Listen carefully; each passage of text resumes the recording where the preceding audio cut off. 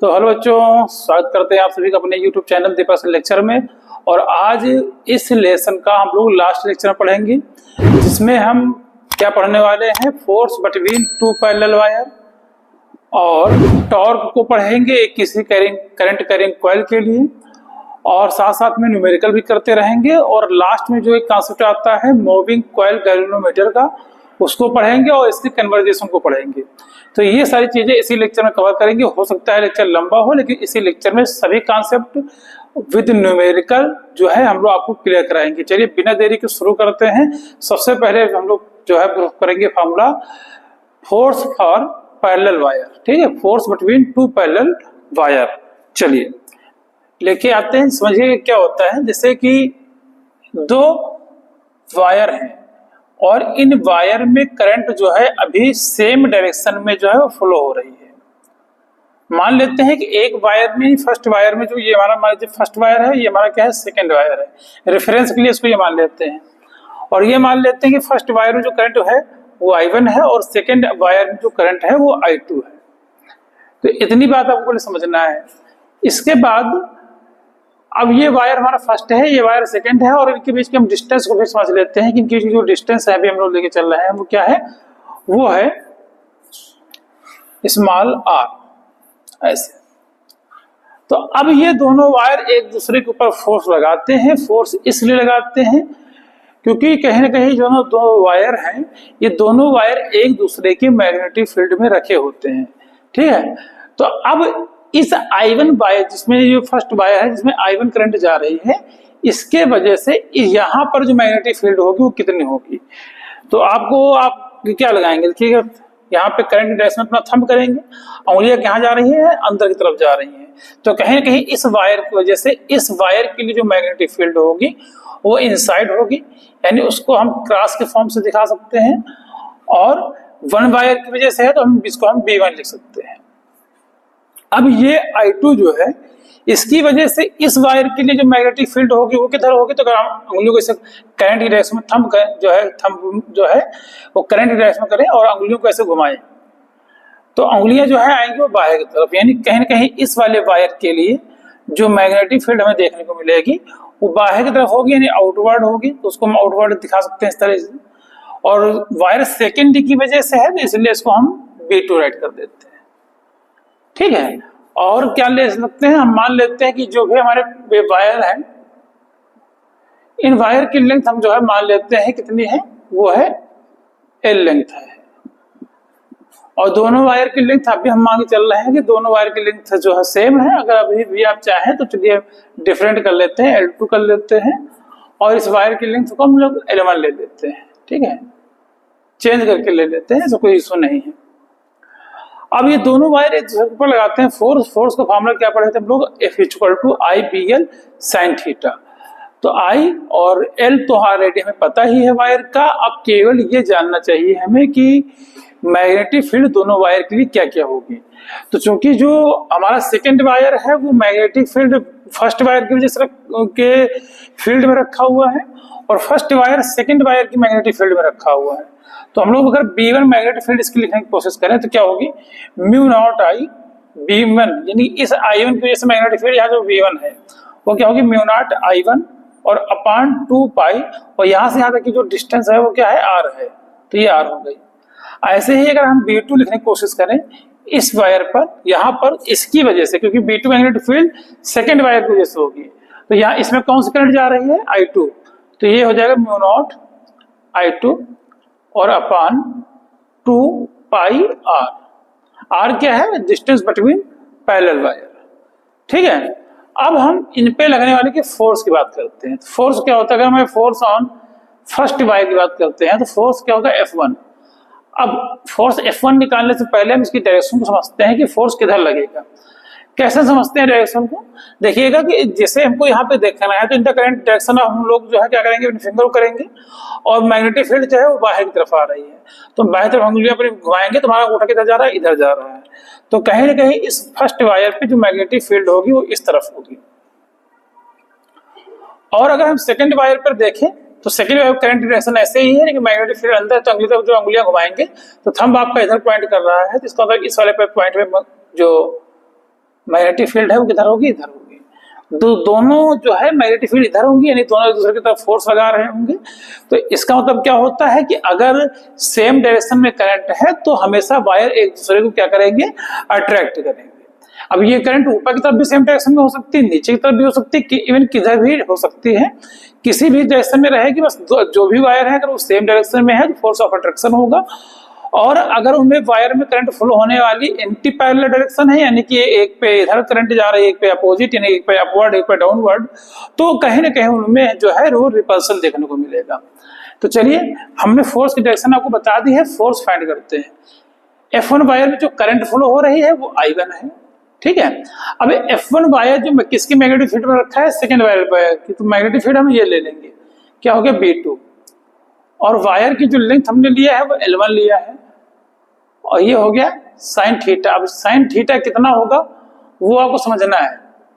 तो I1 B2 L1 sine theta कितना होगा, देखिए मैग्नेटिक फील्ड बाहर है और वायर लेंथ ऐसे है, तो कहीं ना कहीं कुछ मिला के ऐसे है, इनके जो एंगल बनने वाला है वो कितना है, 90 डिग्री। तो दोनों के केस में जो 90 डिग्री होगा तो यहाँ पे साइन 90 डिग्री। तो F1 equal to I1 B2 L1, ये साइन 90 क्या है, साइन 90 क्या होती है, 1 होती है। तो इसको हम लोग यहाँ पे क्या कर सकते हैं, क्वेश्चन फर्स्ट मान लेते हैं। अभी चाहे तो थोड़ा सा और बढ़ा लेते हैं इस चीज को, यहाँ क्या हो जाएगा, I1 B2 L1 हो जाएगा। अब यहाँ पे क्या करेंगे, F1 equal to I1 B2 की वैल्यू यहाँ से सब्स्टिट्यूट करेंगे तो क्या निकल जाएगा, μ2 μ0 I2 upon 2 pi R L1। अब यहां से L1 हमारा बेटा क्या आ जाएगा, नीचे आ जाएगा। तो F1 by L1 equal to यहां से क्या हो जाएगा, μ0 I1 I2 और अपॉन 2 पाई R। ये हमारी इक्वेशन फर्स्ट हो जाएगी। ये हमने फोर्स ऑन फर्स्ट वायर देखा था, अब हम सेकेंड वायर पे फोर्स अगर देखते हैं तो फिर से हमारा F2 इक्वल टू, अब देखो ये वाला वायर है तो इस पे जो करंट फ्लो हो रही है वो क्या है, I2 है, ठीक है। ये किसकी मैग्नेटिक फील्ड में रखा है, फर्स्ट वाले वायर की मैग्नेटिक फील्ड में रखा है, तो हम उसकी मैग्नेटिक फील्ड ले लेंगे B1। और वायर की जो लेंथ हमने भी अज्यूम किया है वो L2 है, और अभी भी इस केस में भी साइन थीटा कितना है, साइन 90 डिग्री है। साइन 90 की वैल्यू 1 हो जाएगी। और हम लोग क्या करने वाले हैं, इसमें B1 की वैल्यू यहाँ सब्स्टिट्यूट कर देंगे, क्या आ जाएगा, μ0 I1 अपॉन 2 पाई R, और आगे क्या आ जाएगा हमारा बच्चों, L2 आ जाएगा। तो यहां से इस चीज को आगे बढ़ाएंगे, L2 को नीचे लेके चले जाएंगे तो क्या हो जाएगा, F2 upon L2 equal to μ0 I1 I2 upon 2 pi R, equation second. तो अब इक्वेशन फर्स्ट और सेकेंड बच्चों देखते हैं कि हमारी जो वैल्यू है लेफ्ट हैंड जो है, राइट हैंड साइड की जो वैल्यू है वो कहीं ना कहीं सेम है। तो जो इधर वैल्यू है right hand side, left hand side में, वो वैल्यू भी क्या होगी, सेम होगी। तो हम लिखेंगे यहाँ पे from equation first and second, from equation first and second F1 by L1 equal to F2 by L2, ये दोनों सेम होंगे। अब बच्चों अगर हम यहाँ पे ये समझेंगे नहीं, ये क्या है, ये फोर्स लग रहे हैं किस पे, यानी F1 बाई L ये है और F2 बाई L ये है। F1 बाई L को हम लोग क्या बोलते हैं, इसको बोलते हैं force on per unit length, per unit length. यानी कहीं ना कहीं ये दोनों फोर्स एक दूसरे पे क्या होंगे, बराबर होंगी, एक दूसरे के लिए इक्वल होंगे। और इनमें कैसा फोर्स लगेगा, अट्रैक्शन का फोर्स लगेगा, ठीक है। दोनों को हम लोग क्या बोलते हैं, force on per unit length. तो जब भी force on per unit length की वैल्यू क्वेश्चन में दी होगी तो वहां पर लिखा होगा 5 न्यूटन पर मीटर, ऐसे करके लिखा होगा, तो जान लीजिएगा F/L का क्वेश्चन में डायरेक्ट वैल्यू दिया गया है, ठीक है। अब यहाँ पे एक चीज ये ध्यान देनी है कि जब आपको क्वेश्चन इस्तेमाल करना तो ये L1 L2 ना करके आप डायरेक्ट, आप जैसे मान लीजिए फोर्स निकालना है तो आप क्या इस्तेमाल करेंगे कि F/L। तो फोर्स कितना हो, किसी भी प्लेट पे आप फोर्स निकालें, यानी कि इस पहले वायर के जैसे या सेकंड वायर, तो किसी भी वायर में जो फोर्स होगा वो क्या होगा, जनरली वो होगा μ0 I1 × I2 और अपान 2πr और इंटू जो इसकी लेंथ होगी उससे हम क्या कर देंगे, मल्टीप्लाई कर देंगे। मतलब इधर लेके आएंगे तो ML हो जाएगा, उधर जाएगा मल्टीप्लाई हो जाएगा। तो किसी भी वायर में फोर्स जो निकालने का जनरल टर्म है वो वैसे याद करना है। बाकी तो मैं डेरिवेशन कर ही दिया, आपने देख ही लिया है यहाँ पे। अब यहाँ ये बात समझ आ जाती है। अब इसके बाद आप ये समझिएगा कि अगर वायर में करंट जो है वो क्या हो, एंटी पैरेलल हो, यानी कि एक में अगर अपवर्ड जा रही है तो एक में डाउनवर्ड जा रही है, तो इन दिस केस क्या हो जाएगा, इसको हम अगले इसमें समझते हैं। यहाँ यहीं पे समझ लेते हैं कि अगर बच्चों एक वायर हमारा ऐसा है और एक वायर ऐसे है, एक वायर में करंट ऐसे जा रही है, एक वायर में करंट ऐसे जा रही है। मान लीजिए इसमें करंट क्या है, I1 है, एक इसमें करंट क्या है, I2 है। तो अब देखिएगा I1 की वजह से जो मैग्नेटिक फील्ड होगी यहाँ पे वो अंदर होगी, तो ये मैग्नेटिक फील्ड हमारे अंदर हो गई, इसको हम क्रॉस से दिखा सकते हैं। और यहाँ पे I2, देखिए I2 का अंगूठा हमने ऐसा किया, तो यहाँ पे मैग्नेटिक फील्ड भी क्या होगी, इसके लिए अंदर होगी, यानी कि इनवर्ट होगी। और डिस्टेंस वगैरह कोई दिक्कत नहीं, डिस्टेंस अभी भी आप क्या ले लो, R ले लो, सब कुछ वही है। आप लेंथ ले लीजिए L1 इसकी, है ना, इस वाले तार की लेंथ आप L2 ले लीजिए, ऐसा कोई दिक्कत, दोनों वायर की लेंथ आप सेम ले लो। तो सेम ले लोगे तो यहाँ पे L1 L2 आप एटलीस्ट जाके कैंसिल भी कर सकते हो कि F1 बराबर F2 दिखा सकते हो, ऐसा कोई इशू नहीं है, आप कैसे भी चाहें उसको डेरिवेशन कर सकते हो। अब यहाँ पे अगर हम फोर्स की बात करें, उसके लिए हम बता रहे हैं कि फोर्स क्या होगा। तो फोर्स बच्चों यहाँ पे देखेंगे कि फोर्स यहाँ करंट की डायरेक्शन में हम उंगलियों को करते हैं, मैग्नेटिक फील्ड तो अंदर की तरफ है, तो हम अंदर तक उंगलियां घुमाएंगे तो अंगूठा किधर जा रहा है, इधर जा रहा है, यानी इस पे फोर्स जो लगेगा पहले वाले वायर पे वो इधर लगेगा। यहाँ पर देखिए करंट नीचे की तरफ है, तो जब नीचे की तरफ है तो हमने नीचे तरफ कर लिया, मैग्नेटिक फील्ड जो है वो अंदर की तरफ है, तो उंगलियां फिर घुमाएंगे और अंदर लेके जाएंगे, तो उंगलियां अंदर जा रही हैं। फिर से देखो यहाँ पे जैसे ऐसे है, तो हमने ऐसे किया करंट की डायरेक्शन में और अंदर की तरफ उंगलियां घुमाएंगे तो फोर्स आपका इधर लग रहा है, तो कहीं ना कहीं फोर्स आपका इधर लगेगा, तो ये हो जाएगा हमारा F2। और दोनों वायर यानी कि करंट क्या है, इधर ऐसे जा रही है, तो इसका मतलब क्या होगा कि अगर करंट एंटी पैरेलल है, कहेंगे मतलब कि सेम डायरेक्शन में नहीं है, अपोजिट डायरेक्शन में है, तो उस कंडीशन में जो है क्या होगा, रिपल्सन होगा। तो यहाँ पर क्या होगा, यहाँ पे आपको रिपल्सन देखने को मिलेगा, ठीक है। और इन दिस केस अगर सेम डायरेक्शन में करंट है तो यहाँ पे क्या देखने को मिलेगा, हमको अट्रैक्शन देखने को मिलेगा, ठीक है। तो ये क्या है, डेरिवेशन था, फॉर्मूला था, कह सकते हो। डेरिवेशन क्या ही है, बहुत छोटा सा डेरिवेशन है, लेकिन आपको ये समझना है कि अगर दो वायर हैं तो अगर पैरेलल हैं और एंटी पैरेलल हैं तो उन पे फोर्स किस प्रकार से लगेगा, तो कब अट्रैक्शन होगा, कब रिपल्सन होगा, फॉर्मूला कौन सा होगा, क्योंकि इससे कई सारे अच्छे अच्छे सवाल भी आपको देखने को मिल जाएंगे, ठीक है। अब यही की कुछ एक दो ग्राफ बनाते हैं, इसके बाद फिर चलेंगे आगे वाले कॉन्सेप्ट में, ठीक है। चलिए इसको नोट कर लीजिएगा पहले। तो बच्चों हम आपको थोड़ा सा क्लियर कराएंगे कि क्यों अट्रैक्शन होता है, क्यों रिपल्सन होता है वायर में, ठीक है। ध्यान समझिएगा, अगर सेम डायरेक्शन में करंट है बच्चों इस तरीके से, तो यहाँ पे जब आप लूप बनाएंगे तो देखिएगा इसके जो है लूप वो ऐसे है, मान लीजिए इस वायर में करंट जा रही है, ये मान लीजिए क्या है I1, तो I1 करंट जाने की वजह से उसमें जो होंगे वो ऐसे होंगे, मतलब कुल मिला के ऐसे ऐसे मैग्नेटिक फील्ड लाइन होंगी। तो ये हमारी क्या है, मैग्नेटिक फील्ड लाइन है, ऐसे इस तरीके से। और यहां पर भी मैग्नेटिक फील्ड लाइन की अगर करंट I1 बराबर I2 है, तो इन दिस केस आपके लूप में जो मैग्नेटिक फील्ड आप देख रहे हैं ये भी क्या होंगे, सेम होंगे, कुछ इस तरीके से। और यहाँ पे एक चीज और समझनी है कि अट्रैक्शन क्यों हो रहा है। देखिए जब अगला लूप बनेगा तो यहाँ समझिएगा, मान लो यहाँ से बनाने की कोशिश कर रहा हूं ऐसे इस तरीके से, और यहां से भी मैग्नेटिक फील्ड लाइन आ रही होंगी, तो ये वाली लूप जो है वो ऐसे कुल मिला के इस तरीके से आपस में क्या हो जाएंगे, ज्वाइंट होने की कोशिश करेंगे इस तरीके से, तो इनका लूप इस तरीके से तैयार हो जाएगा, ठीक है। और ये इस तरीके से एक ही डायरेक्शन घूमती रहेंगी, है ना, और जितना ये पास पास आती जाएंगी उतना ये लाइन एक दूसरे पे क्या हो जाती है, कंजुगेट होती जाएंगी, क्योंकि इनमें करंट सेम डायरेक्शन में है, तो सेम डायरेक्शन होने की वजह से सेम पाथ फॉलो करने की कोशिश करेंगे, इसलिए इसमें क्या होता है, अट्रैक्शन होता है। और अगर हम यहीं पे एंटी पैरेलल वायर में देखें तो ऐसी चीजें हमें देखने को नहीं मिलेंगी। देखिए क्या हो सकता है वहां पे, अगर एंटी पैरेलल है तो यहाँ पर भी आपके लूप होंगे बच्चों, यानी कि लूप का मतलब क्या है, ये मैग्नेटिक फील्ड लाइन के जो लूप है वो होंगे यहाँ पे ऐसे।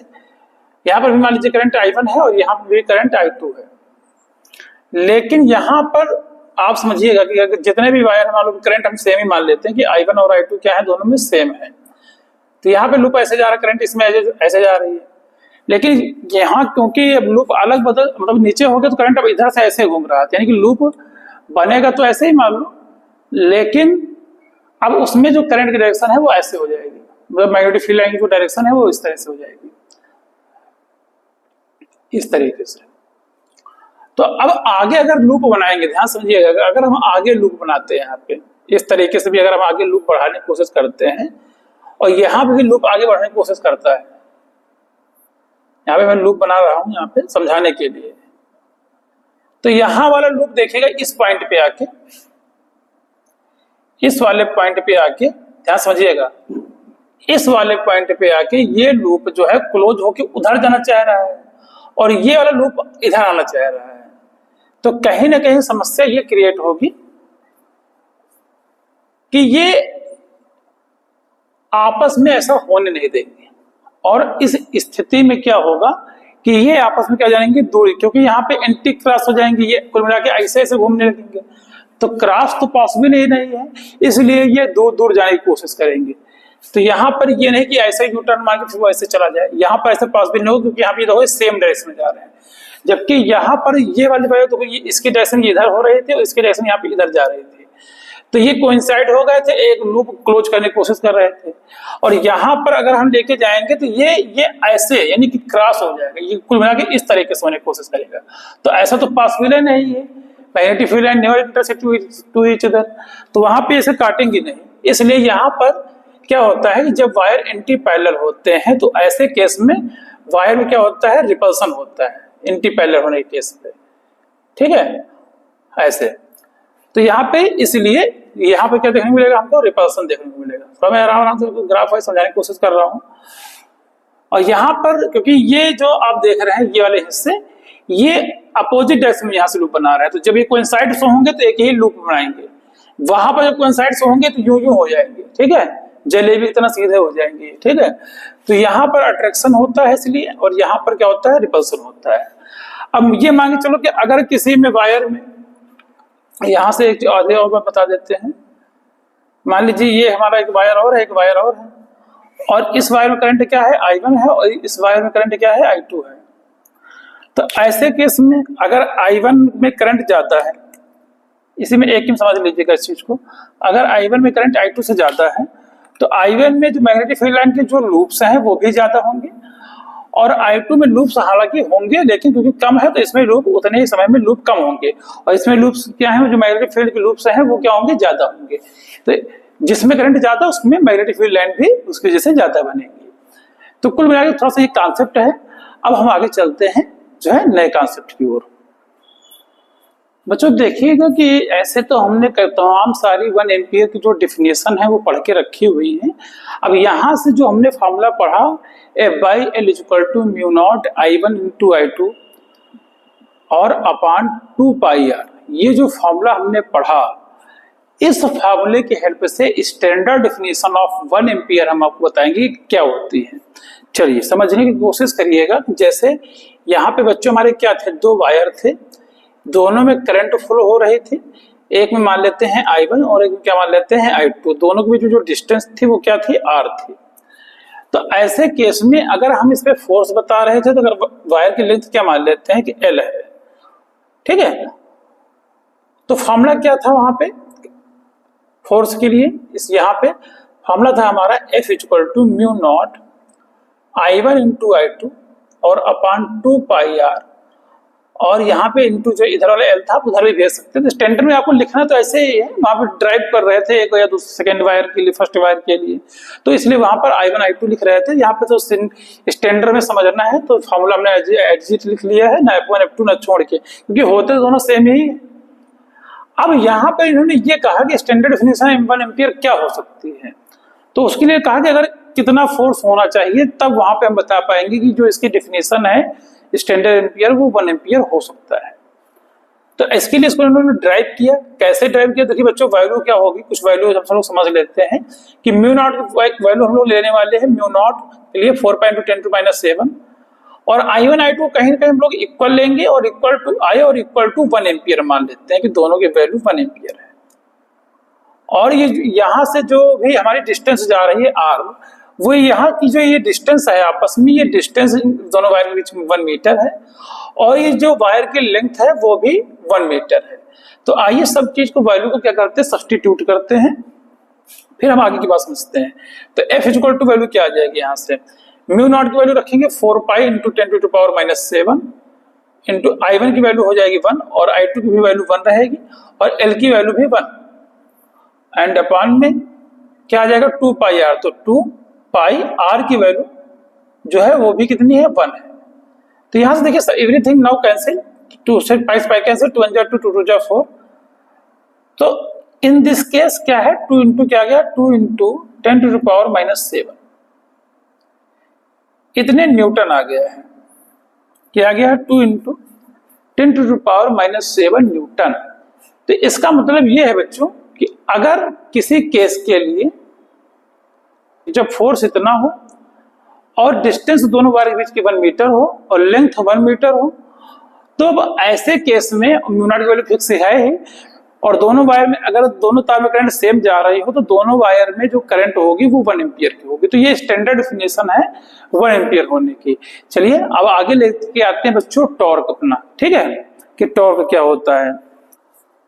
तो आइए बच्चों अब हम किसी कॉइल के लिए टॉर्क समझते हैं, ठीक, क्या होता है। देखिए हालांकि हमने फिगर यहाँ पे बना दिया है कि थोड़ा सा समय कम लगे, आपको समझाते हैं कि फिगर में क्या क्या है। यहाँ पे 2 मैग्नेट हैं, एक नॉर्थ मैग्नेट है, एक साउथ पोल मैग्नेट का है। तो मैग्नेटिक फील्ड लाइन क्या से जा रही है, नॉर्थ पोल से साउथ की तरफ जा रही है और हमने इसमें एक कॉइल बना लिया है। अब कॉइल पे सबसे पहले हमें चाहिए होता है फोर्स। फोर्स क्यों चाहिए होता है, क्योंकि एक टॉर्क की सिंपल सी डेफिनेशन होती है कि torque equal to force into distance between line of action of force. वो भी कैसे डिस्टेंस है, ये परपेंडिकुलर डिस्टेंस है। तो हम डिस्टेंस तो निकाल लेंगे लेकिन फोर्स हमें चाहिए होगा और फोर्स के साथ साथ उसकी डायरेक्शन भी चाहिए होगी। तो इसके लिए हम जो रूल इस्तेमाल करते हैं वो है फ्लेमिंग का लेफ्ट हैंड रूल। वो क्या होता है कि आपको अपनी फिंगर को in the direction of magnetic field रखना होता है और अपने थंब को in the direction of current रखना होता है।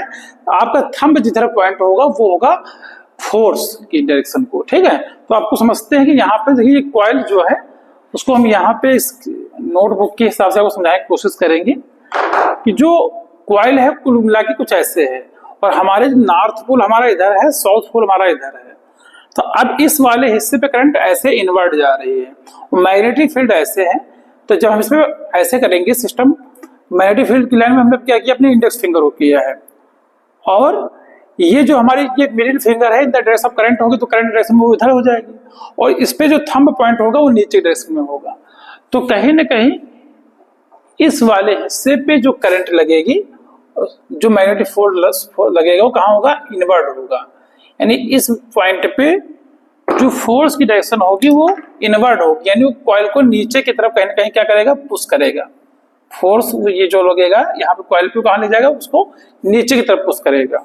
और वहीं पे अब इसको यहाँ पर इस वाले हिस्से पे पहले समझने की कोशिश करते हैं कि इस हिस्से पे कितना फोर्स लगेगा। तो अगर इस हिस्से पे फोर्स की बात करते हैं तो यहाँ पे करंट आउटवर्ड आ रही है, मैग्नेटिक फील्ड आपकी इधर अभी भी है। तो यहाँ पे आप क्या करेंगे, फिंगर को आप अभी भी ऐसे रखेंगे, मिडिल फिंगर को करंट की डायरेक्शन में करेंगे तो इसको हमने करंट की डायरेक्शन में से कर दिया और हमारा जो थंब है वो ऊपर की तरफ है।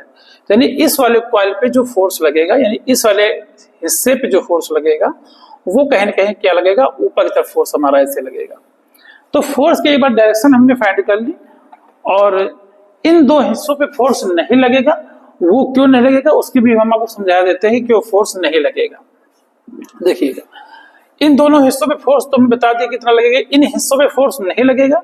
देखिए ये जो लाइन है ये मैग्नेटिक फील्ड कितना, जिधर आपकी मैग्नेटिक फील्ड है उधर ही करंट है। तो कह सकते हैं कि यहाँ पे जो थीटा की वैल्यू है वो 0 डिग्री है और इस हिस्से में देखेंगे कि मैग्नेटिक फील्ड इधर है, करंट डायरेक्शन इधर है। इसका मतलब एंटी पैरेलल होने की वजह से यहाँ पे थीटा कितना है, 180 डिग्री है। तो दोनों के केस में जब आप F इक्वल टू IBL लिखेंगे, IBL साइन थीटा लगाएंगे तो यहाँ पे साइन 0 हो जाएगा। तो ऐसे केस में जब IBL लिखेंगे तो साइन जीरो रखने पर वैल्यू क्या आ जाएगी 0, यानी कि यहाँ पर कुल मिला के फोर्स हमारा क्या लगेगा 0 लगेगा। और अगर आप जब 180 यहाँ पे पुटअप करेंगे, यानी जब यहाँ पे वैल्यू लिखेंगे F equal to IBL sine 180 degree, तो in this case also the value become 0, यानी कि यहाँ पर भी वैल्यू आपकी क्या आ जाएगी 0 आ जाएगी। तो दोनों केस में वैल्यू कहीं ना कहीं 0 रहेगी। और यहाँ पर वैल्यू 0 नहीं रहेगी, तो अगर आप समझने की कोशिश करें 0 क्यों नहीं रहेगी, क्योंकि यहाँ पे मैग्नेटिक फील्ड आपकी ऐसे जा रही है और ये करंट की डायरेक्शन कुछ ऐसे है, करंट ऐसे इनवर्ट जा रही है और मैग्नेटिक फील्ड ऐसे है। तो कहीं ना कहीं यहाँ पे जो थीटा है, इन जगहों पे जो थीटा है वो 90 डिग्री है। यहाँ पर भी आप थीटा देखेंगे तो 90 डिग्री ही है, क्योंकि मैग्नेटिक जो करंट की डायरेक्शन वो ऐसे है और मैग्नेटिक फील्ड ऐसे है। फिर से थोड़ा सा समझाएंगे को आपकी नोटबुक से समझाने की कोशिश करते हैं। यहाँ पर दोनों के केस में मैग्नेटिक फील्ड ऐसे है, ये मान लीजिए स्टिक से कि मैग्नेटिक फील्ड डायरेक्शन हमारी ऐसे है, इस तरीके से। तो यहाँ पर इस वाले हिस्से के कॉइल के लिए मैग्नेटिक फील्ड की जो डायरेक्शन है और जो इस वाले हिस्से की जो डायरेक्शन है वो सेम टू सेम है। तो यहाँ पे जो करंट है वो इधर आ रही है और मैग्नेटिक फील्ड उधर है, तो यहाँ पे 180 डिग्री है। और इस हिस्से वाले पे, इस वाले हिस्से पर भी यहाँ पर करंट इस डायरेक्शन पे जा रही है, ये वाली, और मैग्नेटिक फील्ड इसी डायरेक्शन में है। तो दोनों डायरेक्शन में वैल्यू क्या है, यहाँ पे थीटा 0 डिग्री है, तो वैल्यू यहाँ पर 0 है। जबकि इस वाले हिस्से पर, इस वाले हिस्से पे, दोनों हिस्से पे मैग्नेटिक फील्ड अगर आप समझे तो देखिए यहाँ पे करंट बाहर तरफ जा रही है आउटवर्ड, और मैग्नेटिक फील्ड आपकी हमारी इस डायरेक्शन में है। तो उन दोनों जो डायरेक्शन है उसमें कितने डिग्री है, 90 डिग्री है। वैसे ही यहाँ पे देखेंगे करंट अंदर जा रही है, बेशक इनवर्ड है, मैग्नेटिक फील्ड तभी भी ऐसे है, तो उस केस में भी एंगल कितना है 90 डिग्री है। लेकिन इस केस में और इधर वाले केस में दोनों में या तो 0 डिग्री है या तो 180 डिग्री है, इसलिए दोनों की स्थान जो है, जो फोर्स है यहाँ पे और यहाँ पे लगने वाला जो फोर्स है, जो यहाँ पे लगने वाला फोर्स है वो 0 है। आई होप इतनी बात आपको समझ में आ गई होगी। अगर कोई भी डाउट है तो आप इसको फिर से समझ लेंगे वीडियो को पीछे करके। अब फिर से समझते हैं कि अब फोर्स यहाँ पे कितना होगा, दोनों जगह पे, यहाँ पे फोर्स कितना होगा। तो यहाँ पे फोर्स समझने के लिए कुछ हम और चीज समझ लेते हैं कि अगर ये रेक्टेंगुलर वेटर कॉइल है हमारा, अगर ये रेक्टेंगुलर कॉइल है तो ये लेंथ हम मान लेते हैं कि A है और ये वाली लेंथ हम मान लेते हैं B है, क्योंकि लेंथ इंटू ब्रीथ तो होगा ही होगा। तो अगर इस हिस्से पे हम फोर्स को समझने की कोशिश करें तो फोर्स क्या होगा, F equal to I, current तो आई जा रही है, B यानी मैग्नेटिक फील्ड B भी है और जो लेंथ है वो A है, और एंगल कितना है हमारा साइन 90 डिग्री है अभी। तो साइन 90 डिग्री, साइन 90 की वैल्यू 1 हो जाएगी, तो फोर्स कितना आ जाएगा हमारा यहाँ पे, फोर्स हमारा आ जाएगा बच्चों IBA, ये हमारा फोर्स आ गया है यहाँ पे, ठीक है। इतना ही हमारा हो जाता है फोर्स। फोर्स हो जाने के बाद अब हमें चाहिए होता है कि टॉर्क। तो टॉर्क के लिए अगर ये भी हम समझें कि जो हमारी कॉइल है, थोड़ी देर के लिए समझिएगा कि अगर हमारी कॉइल अभी इस कंडीशन में ऐसे रखी है, इस कंडीशन से, मतलब अभी एकदम पैरेलल टू द प्लेन रखी हुई है जैसे मैग्नेटिक फील्ड है, तो ऐसे केस में जो इसकी परपेंडिकुलर डिस्टेंस होती है, ये क्या है, ये फोर्स हमारा नीचे तरफ पुश हो रहा है, यहाँ पे फोर्स ऊपर की तरफ लग रहा है इस तरीके से, ये फोर्स ऊपर, ये नीचे, इस तरह से फोर्स चल रहा है। तो यहाँ पे परपेंडिकुलर डिस्टेंस हमारी ये है। तो ऐसे केस में जो हम टॉर्क निकालने की कोशिश करेंगे तो सिंपल से फॉर्मूला आ जाएगा कि फोर्स और इनटू परपेंडिकुलर डिस्टेंस A, और ऐसे केस में जो फोर्स फॉर्मूला आएगा, फोर्स क्या है IBA, और ये जो परपेंडिकुलर डिस्टेंस हमने वहां पे B माना है तो ये B हो गया, तो B, तो ये टॉर्क इक्वल टू फॉर्मूला हो जाएगा IBAB, तो AB ये हो जाएगा मल्टीप्लाई में, और AB क्या है, लेंथ टू ब्रीथ है, यानी कहीं ना कहीं कॉइल का एरिया है। एरिया किसका है, कॉइल का। कॉइल कैसे है, क्योंकि रेक्टेंगुलर है, रेक्टेंगुलर फॉर्मूला होता है लेंथ इनटू ब्रीथ, तो ये लेंथ है, ये ब्रीथ, तो ये हो जाएगा एरिया, तो क्या आ जाएगा टाउ इक्वल टू IBA। ये जर्नल है, यानी जब कॉइल केवल ऐसे रखा हुआ है, यानी कि जो है कहीं ना कहीं पैरेलल रखा हुआ है, किसके साथ, मैग्नेटिक फील्ड हमारे भी ऐसे है और कॉइल भी हमारा ऐसे रखा हुआ है, ठीक है। मतलब मैग्नेटिक फील्ड ऐसे है, आप समझिएगा, मैग्नेटिक फील्ड ऐसे आ रहे हैं, ये हमारा जो कॉइल है वो भी ऐसे रखा हुआ है। लेकिन अब अगर कॉइल धीरे से ऐसे, जो हमारा जो रेक्टेंगुलर कॉइल है वो टिल्ट हो जाए, तिरछा हो जाए, कुछ इस तरीके से हो जाए, अभी कॉइल ऐसे रखा हुआ है, तो यही परपेंडिकुलर डिस्टेंस से जो हमारी ये लिखी थी, ठीक है। अब अगर कॉइल हमारा ऐसे घूम जाता है, कुछ ऐसे हो जाता है, तो क्या अभी भी परपेंडिकुलर डिस्टेंस होगी, ऐसा नहीं होगा।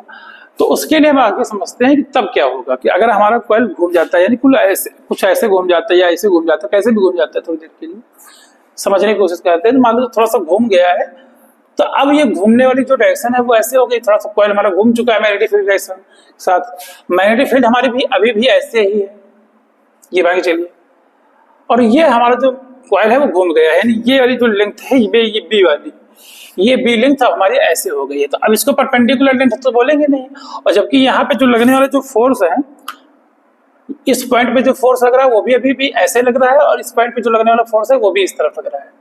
तो दो पॉइंट पे जो फोर्स लग रहा है वो ऐसे ही लग रहा है, ये समझिएगा यहाँ पे। तो अब फोर्स ऐसे लग रहा है, तो अब यहाँ पे डिस्टेंस बिटवीन कैसे निकालनी, लॉजिकल आपको समझना होगा कि जो इसका एक हमने आपको बताया था एरिया वेक्टर। एरिया वेक्टर हमेशा जो भी सीट होगी उसके हमेशा परपेंडिकुलर होगा, तो इसका एरिया वेक्टर ये होगा। तो अगर हम एरिया वेक्टर जो है, क्योंकि इसके साथ 90 डिग्री हमेशा होता है, तो एरिया वेक्टर को मैग्नेटिक फील्ड अगर एंगल मान के चलेगा थीटा है, तो ये जो बचा हुआ एंगल है वो कितना हो जाएगा हमारा 90 माइनस थीटा हो जाएगा। पहले बात अब ये समझिएगा, अब ये 90 माइनस थीटा हो जाता है, तो इसको और आप तरीके से समझ सकते हैं कि कैसे इसको कर सकते हैं। अगर ये 90 माइनस थीटा है, तो इसका देखिए लाइन ऑफ एक्शन क्या होगा, इसका इस फोर्स का लाइन ऑफ एक्शन कहीं कहीं ये होगा, और इस फोर्स का लाइन ऑफ एक्शन कहीं कहीं ये होगा।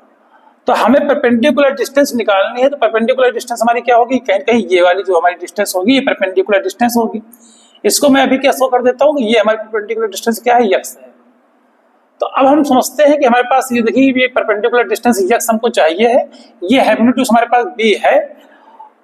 अब ये परपेंडिकुलर लाइन हमने खींचा, तो ये ऑलरेडी क्या है हमारे पास 90 डिग्री ही होगा। अब ये 90 माइनस थीटा, ये 90 है, तो ये बचा हुआ एंगल हमारे पास ऑटोमेटिक क्या होगा, थीटा होगा। करके चेक कर सकते हो, 90 माइनस थीटा इसको निकालोगे तो टोटल 90 कट जाएगा, फिर से वो थीटा ही आ जाएगा। तो अब हमारे पास ये एंगल बता गया थीटा। तो थीटा सिंपल सी थ्योरी है हाई स्कूल वाली, उसमें क्या होता है कि थीटा के सामने वाली जो साइड होती है परपेंडिकुलर होती है, तो ये परपेंडिकुलर हो गया, ये हाइपोटेन्यूज हो गया। तो अब हमें ये तो बताया जाता है ट्रिक से ही, ये ऐसे, तो ये जो परपेंडिकुलर अपन हाइपोटेन्यूज होता है, ये कहीं कहीं क्या होता है हमारे पास साइन थीटा होता है। तो अगर हम साइन थीटा यहाँ पे लेने की कोशिश करें तो क्या आ जाएगा, जो हम यहाँ पे लिख रहे हैं इसको, तो यहाँ पे हमारा साइन थीटा क्या हो जाएगा, sine theta equal to perpendicular upon hypotenuse. तो परपेंडिकुलर हमारा x हो जाएगा और हाइपोटेन्यूज क्या हो जाएगा, b हो जाएगा।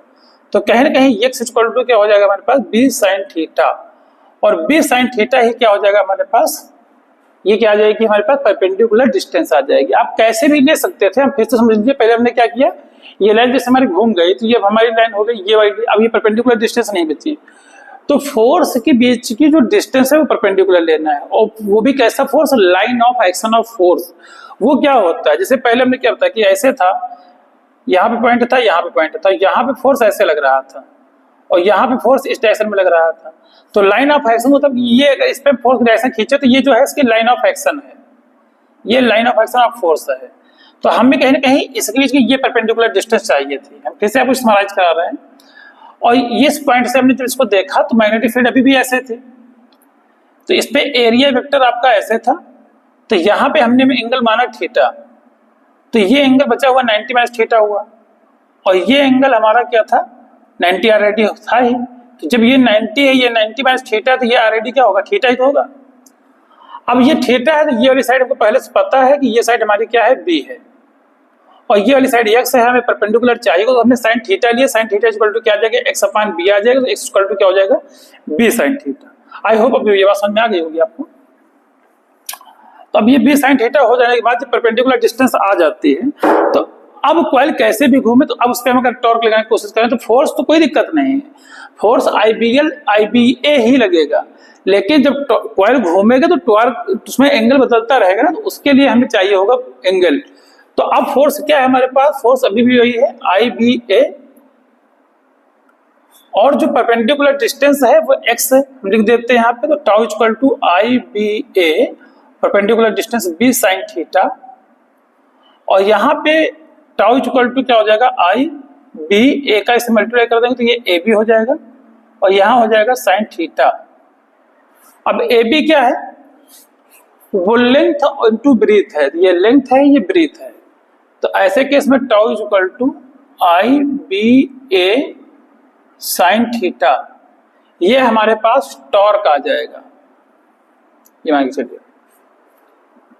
और यही टॉर्क आपको पता चलेगा कि जैसे जैसे कॉइल घूमता रहे तो उस पर कितना टॉर्क रहेगा, तो वो आपको यहां से थीटा से मिलता जाएगा। Theta is the angle between area vector and magnetic field, B और ए के बीच में जो है वो एंगल होगा, और कितना कितना उस पर टॉर्क लगेगा वो यहां से निकाल सकते हो। अब यहां से ये जानकारी ये आपको होनी चाहिए कि अगर कॉइल में एन टर्न है, यानी कि इस पे, क्योंकि एक टर्न के लिए हमने बताया था, अगर कई सारे टर्न बनाए गए हैं तो ये सिंपल सा टर्न है कि अगर वन टर्न के लिए फॉर्मूला है तो लिखेंगे if coil have an turns, अगर कॉइल में एन टर्न्स हैं तो सिंपल से यहां से हो जाएगा मल्टीप्लाई, तो ये हो जाएगा N I B A sine theta, ये आपका। अब यहां से ये हो गया N I B A sine theta. अब यहां पे और क्या समझनी है कि देखिएगा, बी को थोड़ा सा अगर अलग कर लें तो बाकी आपको पता है कि एन आई ए क्या होता है हमारा। अगर आप समझने की कोशिश करें तो एन आई ए क्या होता है, ये होता है M is equal to N I A. ये एन आई आपको पहले से भी पता है कि एन आई ए हमारा क्या है, ये हमारा है, इसको बोलते हैं मैग्नेटिक डाइपोल मोमेंट, ये हमारा एम होता है। तो यहां पे रख देंगे तो और नए फार्मूले आपको देखने को मिल जाएंगे, तो इसमें कोई ऐसा इशू नहीं है कि आप तमाम सारे फार्मूले कैसे बनाएं। और अगर वेक्टर फॉर्म में लिखना है तो वही फिर से आप ए बी कर देंगे तो ए क्रॉस बी आ जाएगा, वो सब लिखना आपको पता है। तो चलिए इसके आगे अगला कॉन्सेप्ट लेके आते हैं कि इसी में पोलैरिटी को लेके, चलिए इसको नोट कर लीजिएगा। तो बच्चों अब हम डाइपोल मोमेंट की जो प्रॉपर्टी है उसको थोड़ा समझते हैं, कि जिसे समझ लीजिए कि ये एक हमारा लूप है ऐसे, ठीक है, और इस लूप में अगर करंट हमारी जो है क्लॉकवाइज या एंटी क्लॉकवाइज दो तरीके से हो सकती है। तो अगर हमारी करंट क्लॉकवाइज है, यानी कि करंट हमारी कुछ इस तरीके से फ्लो हो रहे हैं, मैं इस तरह से मैं अगर देख रहा हूं तो हमको करंट कुल ऐसे दिखाई पड़ रहा है, इस तरीके से करंट जो है वो नजर आ रही है। तो ऐसे करने से जो मैग्नेटिक फील्ड बनेगी वो इसके लूप के अंदर से कैसे जा रही होगी मैग्नेटिक फील्ड, वो इस लूप के अंदर से मैग्नेटिक फील्ड हमारी कुछ ऐसे जा रही होगी, कुछ इस तरीके से हमारी मैग्नेटिक फील्ड इस लूप के अंदर से क्या हो रही होगी, जा रही होगी। लॉजिक समझिएगा, इस लूप में कुल इस तरीके से मैग्नेटिक फील्ड आपको जाती नजर आएगी, जब हमारा लूप क्या होगा, ऐसे होगा क्लॉकवाइज। अगर एंटी क्लॉकवाइज हुआ तो ऐसे हो जाएगा। तो हम अभी ऐसे ले रहे हैं, ठीक है। अगर ऐसे ले रहे हैं तो हम हमारा उधर पॉइंट हो रहा है, तो अब ऐसे भी समझ सकते हो मैग्नेटिक फील्ड इसके अंदर से उधर जा रही है, तो इनसाइड द लूप जो मैग्नेटिक फील्ड अगर उधर जा रही है तो कहीं ना कहीं मतलब कि ये हमारा क्या होगा, नॉर्थ होगा, और ये हमारा क्या होगा, साउथ होगा। इसको आप यूं भी समझ सकते हैं कि जब आपको मैग्नेट जो होता है, मैग्नेट के अंदर दो पोल होते हैं, एक नॉर्थ पोल होता है, एक साउथ पोल होता है। तो इनसाइड जो मैग्नेटिक फील्ड लाइन होती है वो लूप के अंदर क्या हो जाती है, ये मैग्नेट के अंदर कहाँ जाती है, मैग्नेट के अंदर साउथ से नॉर्थ जाती है, इस तरीके से। लूप के बाहर नॉर्थ से साउथ होती है। तो कहीं ना कहीं अगर लूप के अंदर से मैग्नेटिक फील्ड ऐसे जा रही है तो इसका मतलब ये हिस्सा साउथ का होगा, ये हिस्सा किसका होगा, नॉर्थ का होगा। अब इसको आप और भी पोलैरिटी वाइज और समझ सकते हैं। क्या कहानी बताया जा रहा है कि अगर कुछ मिला के इस तरह से मैं आपको सामने से दिखाने की कोशिश कर रहा हूं कि अगर करंट ऐसे है, यानी कि अंदर साइड आपका थंब अंदर पॉइंट हो रहा है, अब ये समझ लीजिए इस तरीके से, ये इस तरह से करंट है। करंट कैसी हमारी यहाँ पे आप समझो तो ये करंट क्लॉकवाइज है। अगर करंट क्लॉकवाइज है, आप एक एरो से भी इसको समझ सकते हैं। सिंपल से एक एरो समझ लीजिए इस तरीके से।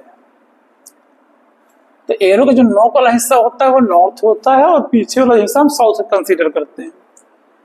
तो नॉर्थ के हिस्सा अंदर जा रहा है, तो देखिए जब तीर पीछे से जा रहा है तो आपको क्या दिखाई पड़ेगा, पीछे वाला हिस्सा दिखाई पड़ेगा। तो जब पीछे वाला हिस्सा को दिखाई पड़ेगा तो वो होगा साउथ का। तो कहीं ना कहीं जब क्लॉकवाइज करंट होगी तो आपको साउथ शो होगा इस तरीके से। यानी अगर आप साउथ को समझने की कोशिश करें तो इस तरीके से, यानी कि करंट ऐसे ऐसे और इस पे करंट ऐसे ऐसे, इस तरीके से, यानी कि क्लॉकवाइज के लिए आपको साउथ समझ में आएगा। वहीं पे अगर करंट एंटी क्लॉकवाइज है इस तरीके से, तो अगर करंट एंटी क्लॉकवाइज समझ में आ रही है ऐसे इस तरीके से है, तो थंब बाहर की तरफ पॉइंट होगा। अगर थंब बाहर तरफ पॉइंट होगा तो आपको क्या दिखाई, कोई चीज बाहर आ रही थी, जैसे बाहर आ रहा है तो आपको नोक दिखाई पड़ेगा। नोक का मतलब आपको नॉर्थ नजर आएगा, तो नॉर्थ यहाँ पे आपको नॉर्थ समझ में आएगा देखने के लिए, ठीक है, इस तरीके से। तो जब आपको नॉर्थ नजर आएगा तो इसका मतलब इस नॉर्थ भी आप समझ सकते हो कि इसमें इसका मतलब ये ऐसे ऐसे और ये वाला ऐसे ऐसे कहीं कहीं घूमेगा। तो ये क्या होगा हमारा एंटी क्लॉकवाइज, ये वाला जो हिस्सा होगा वो होगा एंटी क्लॉकवाइज, ये समझ के रखिएगा। ये हो जाएगा एंटी क्लॉकवाइज, ये हो जाएगा क्लॉकवाइज। तो क्लॉकवाइज में साउथ और एंटी क्लॉकवाइज में आपको नॉर्थ समझ में आएगा, ये समझ लो। अगर ऐसे ऐसे है तो नॉर्थ और इस तरीके से है तो साउथ। तो ये क्या है, polarity of the magnetic dipole movement, ये इसकी जो है पोलैरिटी थी। अब लेके आते हैं अगला कॉन्सेप्ट में क्या है, एक आधा पहले हम लेते हैं क्वेश्चन, उसके बाद फिर आगे बढ़ेंगे, ठीक है। तो बच्चों एक क्वेश्चन देखते हैं कि ये हमारा क्वेश्चन जो दिल्ली में 2010 में पूछा गया था, ठीक है। तो इसको समझते क्वेश्चन, अच्छा क्वेश्चन है। क्या है कि आप square coil of side 10 centimetre has 20 turns and carries a current of 12 ampere and the coil is suspended vertically and the normal to the plane of the coil makes an angle of theta with the direction of a uniform horizontal magnetic field of 0.8 Tesla. If the torque experienced by the coil equal to 0.96 Newton meter, find the value of theta. सवाल एकदम आसान है, बस आपको करना आना चाहिए कि कैसे आप सवाल कर रहे हो। देखिएगा क्वेश्चन में ये कह रहा है कि एक कोई प्लेन है, इंक्लाइंड है, ऐसे कॉइल जो है हमारी उसे इस तरीके से थोड़ा सा लटकी हुई है, इस तरीके से।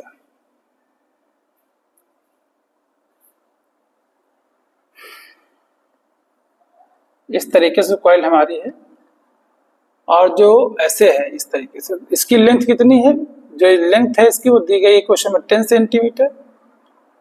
और इसमें टर्न कितने हैं, यानी इसके ऊपर कई सारे टर्न इस तरह से बनाए गए हैं। तो जो नंबर ऑफ टर्न है इसको कॉइल में वो कितने हैं, इक्वल टू दिए गए हैं 20 टर्न्स, ठीक है। तो 20 आपको टर्न दिए गए हैं और इसमें जो करंट फ्लो हो रही है कहीं ना कहीं जो वैल्यू ऑफ करंट आई है वो कितनी है, वो 20 एम्पियर की है, 12 एम्पियर की है,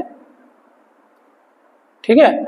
और कॉइल जो है हॉरिजॉन्टल मैग्नेटिक फील्ड है, एक मैग्नेटिक फील्ड जो है कोई भी मैग्नेटिक फील्ड होगी उसके साथ ये मान लीजिए मैग्नेटिक फील्ड है, तो ये इसका एरिया वेक्टर मान लीजिए कुछ तिरछा आएगा तो कुछ ऐसे आएगा, तो उसके साथ जो इसका जो एंगल बन रहा है वो थीटा है। बाकी टार्क वगैरह को क्वेश्चन में दिया गया है कि टॉर्क जो लग रहा है वो 0.96 है न्यूटन मीटर, और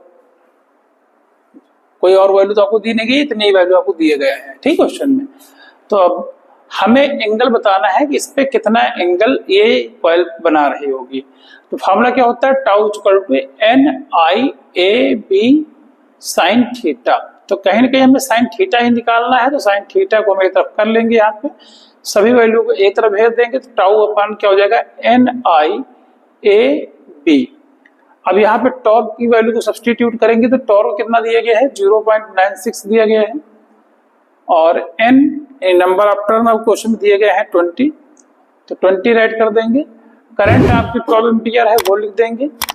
एरिया आपको समझना होगा, देखिए एरिया कैसे निकालेंगे, देखिए स्क्वायर का जो एरिया होता है, स्क्वायर कोई भी स्क्वायर शेप में है तो उसका एरिया होता है साइड टू साइड। तो साइड यहाँ पे हमारी कितनी है, 10 है, तो क्या हो जाएगा 10 × 10, ये इसका एरिया आ जाएगा। तो एरिया हो जाएगा 100 सेंटीमीटर स्क्वायर। अब 100 सेंटीमीटर स्क्वायर एरिया को, क्योंकि हम जो वैल्यू यहाँ पे रखेंगे वो मीटर स्क्वायर होनी चाहिए, तो सेंटीमीटर स्क्वायर को अगर हम मीटर स्क्वायर बदलने की कोशिश करते हैं तो डायरेक्ट हम 10⁻⁻⁴ से मल्टीप्लाई करते हैं, तो ये वैल्यू हमारी बदल जाएगी किसमें, मीटर स्क्वायर में, ठीक है। ये हमारी वैल्यू बदल जाएगी आपकी मीटर स्क्वायर में। इसको और कन्वर्ट करना चाहे तो 100 को लिख सकते हैं 10⁻² प्लस में, ये माइनस में हो जाएगा, तो ओवरऑल वैल्यू क्या आ जाएगी, एरिया की 10⁻² मीटर, ये 10⁻² मीटर स्क्वायर। अभी इस एरिया को आपको यहाँ पे सब्स्टिट्यूट कर देना है। बाकी मैग्नेटिक फील्ड क्वेश्चन में आपको शायद मेंशन ही की गई है।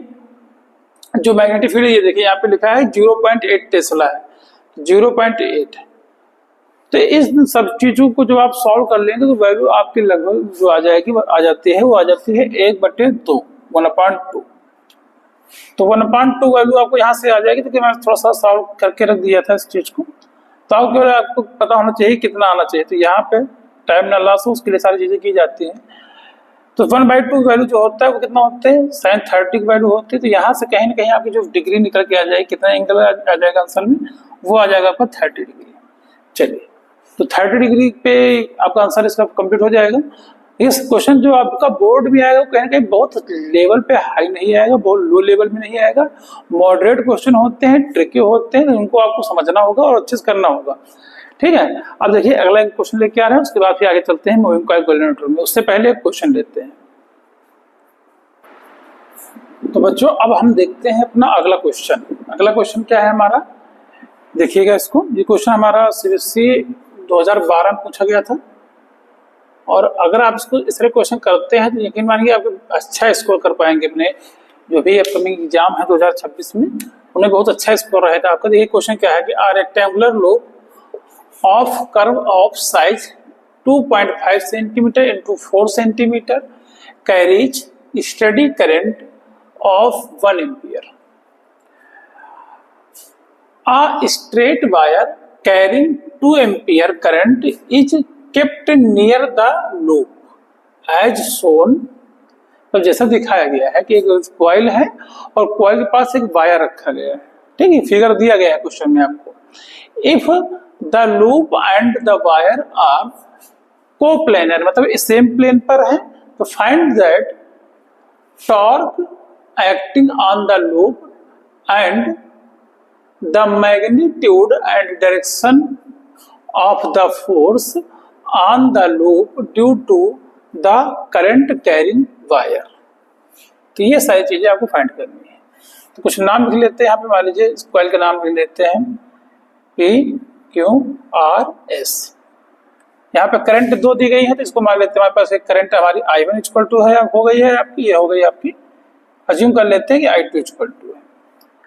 अब ध्यान से समझिएगा कि प्रत्येक वायर के लिए पहले फोर्स को समझते हैं कि कहाँ कहाँ पे होगा।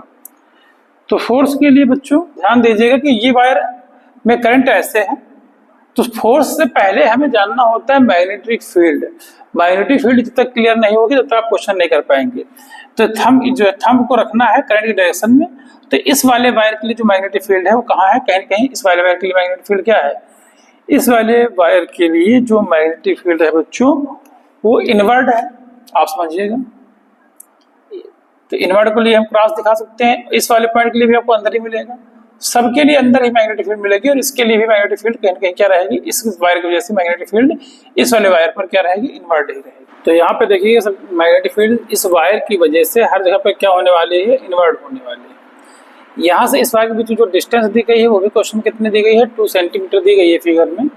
तो अब हम क्या करेंगे, इस वायर की वजह से प्रत्येक वायर पे फोर्स को समझने की कोशिश करेंगे। तो उससे पहले ये समझ लीजिए कि फोर्स क्या होता है। तो फोर्स फॉर्मूला ने बताया था क्या होता है, F =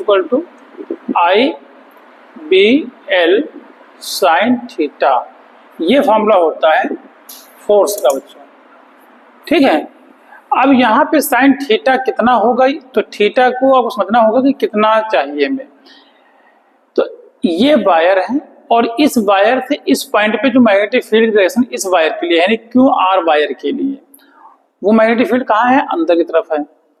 PS पर भी मैग्नेटिक फील्ड अंदर की तरफ है। तो मैग्नेटिक फील्ड इस वायर की वजह से इस वायर पे और इस वायर पे भी क्या रहेगी, सेम रहेगी।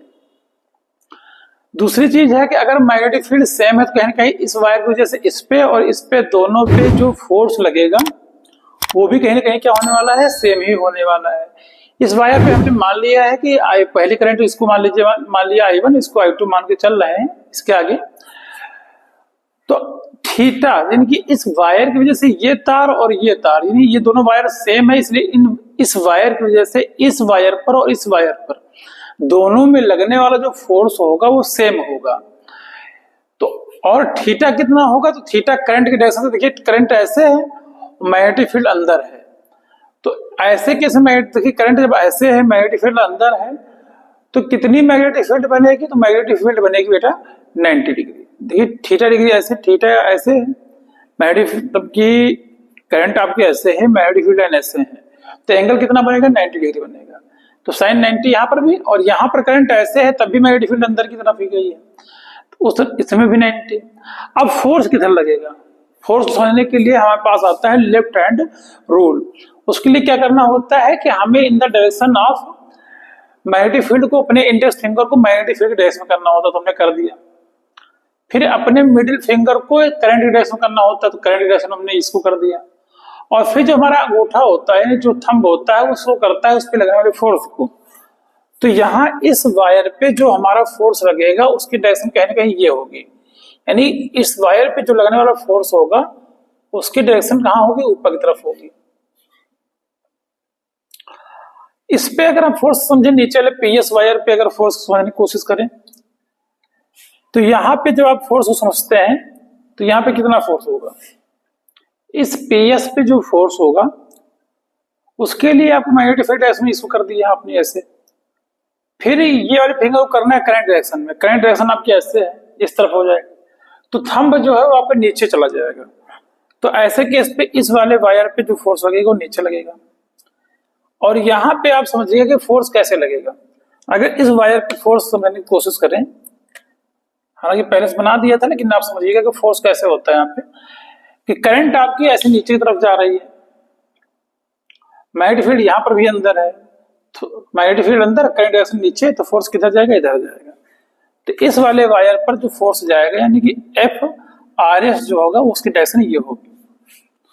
वैसे ही अगर QP पे फोर्स की डायरेक्शन निकालने की कोशिश करें तो कैसे दिखाएंगे? फिर से वही आप लेफ्ट हैंड रूल लगाइए, मैग्नेटिक फील्ड डायरेक्शन में इंडेक्स फिंगर को करिए, बीच वाले फिंगर को क्या करना है? करंट डायरेक्शन में, थंब आपका इधर जा रहा है, यानी इसका मतलब इस वायर पे जो फोर्स लगेगा FPQ, उसकी डायरेक्शन क्या होगी?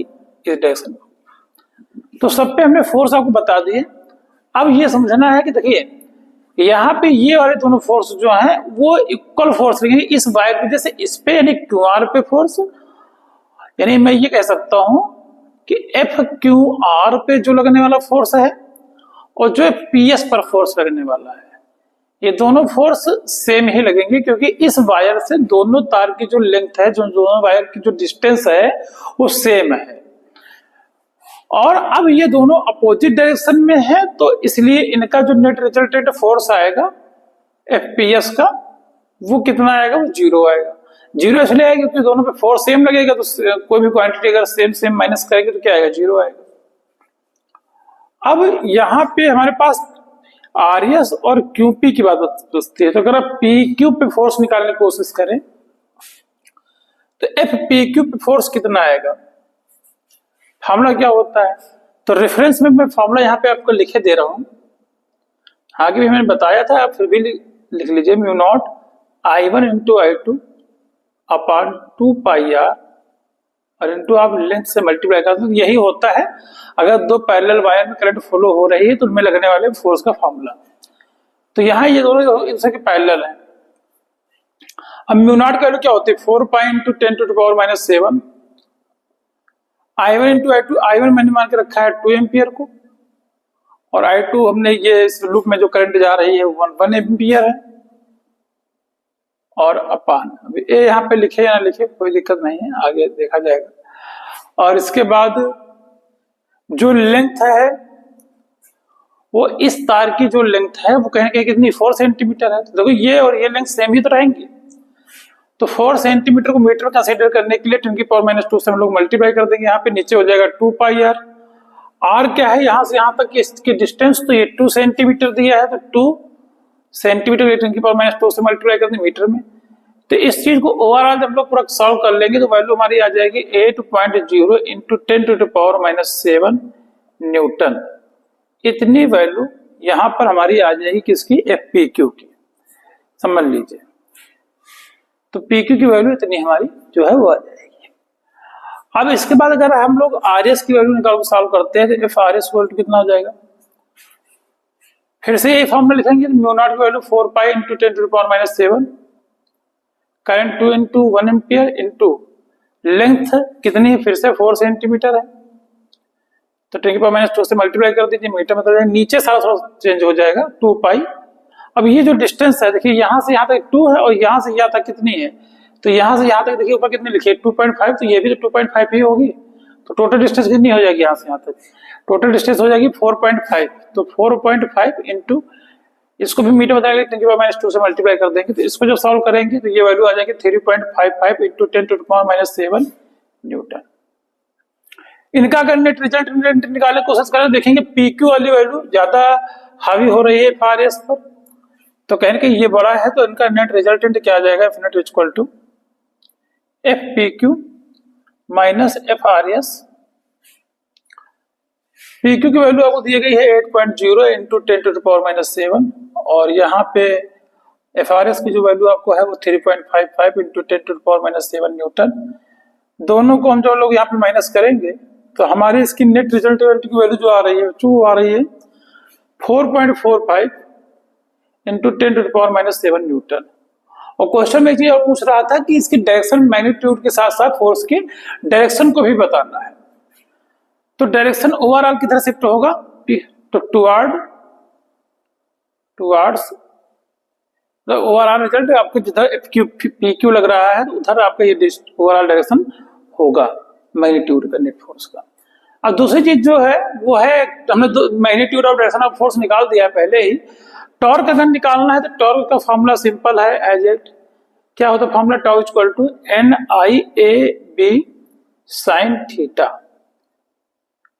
जो साइन थीटा एंगल है वो A और B के बीच का बना हुआ कोण है, तो यहाँ पे A क्या है, एरिया वेक्टर है। हमने अपने पिछले जो लेक्चर हमारे हो गए हैं शुरुआत के फर्स्ट सेकंड चैप्टर में, जहाँ पे इस सवाल को ज्यादा कॉन्सेप्ट यूज होता था एरिया वेक्टर का, तो वहां पे हमने एरिया वेक्टर की कहानी बताई थी कि एरिया वेक्टर अगर कोई 2D ऑब्जेक्ट है जैसे रेक्टेंगल, स्क्वायर, सर्किल, तो ऐसे सभी चीजों के लिए एरिया वेक्टर इनवर्ड आउटवर्ड दोनों डायरेक्शन में हो सकता है। वहीं पे अगर कोई 3D ऑब्जेक्ट है तो उसके लिए एरिया वेक्टर केवल आउटवर्ड होता है, इनवर्ड नहीं होता है। तो ये हमारा एक स्क्वायर लूप है, इसके लिए इसका एरिया वेक्टर बाहर की तरफ भी हो सकता है और अंदर की तरफ भी हो सकता है, तो ऐसा दोनों केस में पॉसिबल है। अगर एंगल किसके लिए निकालना है, A और B के बीच में देखना है एंगल को, तो अब देखिए अगर हमारा एरिया वेक्टर अंदर की तरफ हमने लिया तो मैग्नेटिक फील्ड अंदर की तरफ ही है, तो ऐसे केस में जो थीटा की वैल्यू आ जाएगी, जो थीटा आ जाएगा हमारा वो 0 डिग्री आ जाएगा। अगर एरिया वेक्टर हम बाहर तरफ कंसीडर कर लिए तो उस केस में थीटा की वैल्यू जो है वो 180 डिग्री आ जाएगी।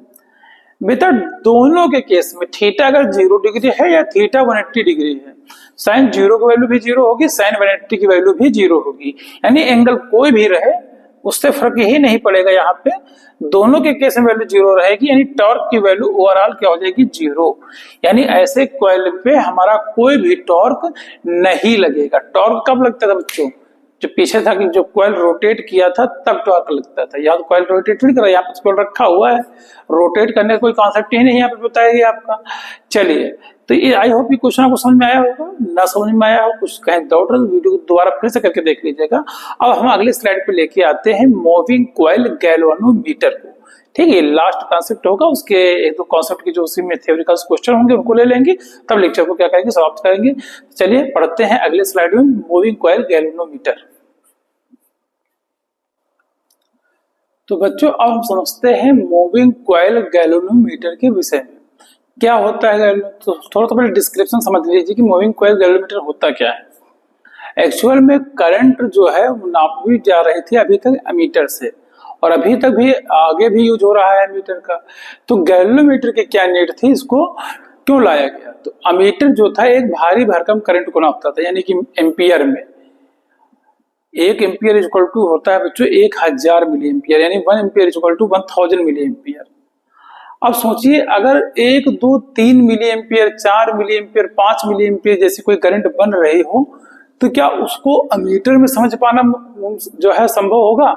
हम कह सकते हैं बहुत रेयर केस होगा, बहुत मुश्किल पड़ेगा कि एमीटर से आप 1-2 मिली एम्पियर की करंट को मेजर कर सकें। तो ऐसे चीजों के लिए जरूरत के लिए हम एक नया कॉन्सेप्ट लेके आए गैल्वेनोमीटर का। Moving coil galvanometer. ये क्या है? एक ऐसा डिवाइस था जो किसी एक हल्की सी सेल, यानी कि जो घड़ी में पड़ने वाला सेल होता है, उससे भी अगर करंट हमको पता चलना हो कि इस सेल से कितनी करंट निकल रही है, क्योंकि सेल से निकलने वाली करंट क्या होती है? मिली एम्पियर में होती है। तो उस सेल की करंट को भी मेजर किया जा सकता था गैल्वेनोमीटर से। तो गैल्वेनोमीटर क्या था, वो बात समझ रहे हैं हम लोग।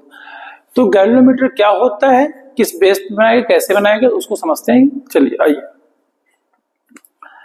क्या होता है बच्चों की गैल्वेनोमीटर में दो मैग्नेट दिखाए जाते हैं, दो मैग्नेट वो आपके दिखाए होते हैं, और ये सर्कुलर मैग्नेट होते हैं। ठीक है, कैसे होते हैं? सर्कुलर।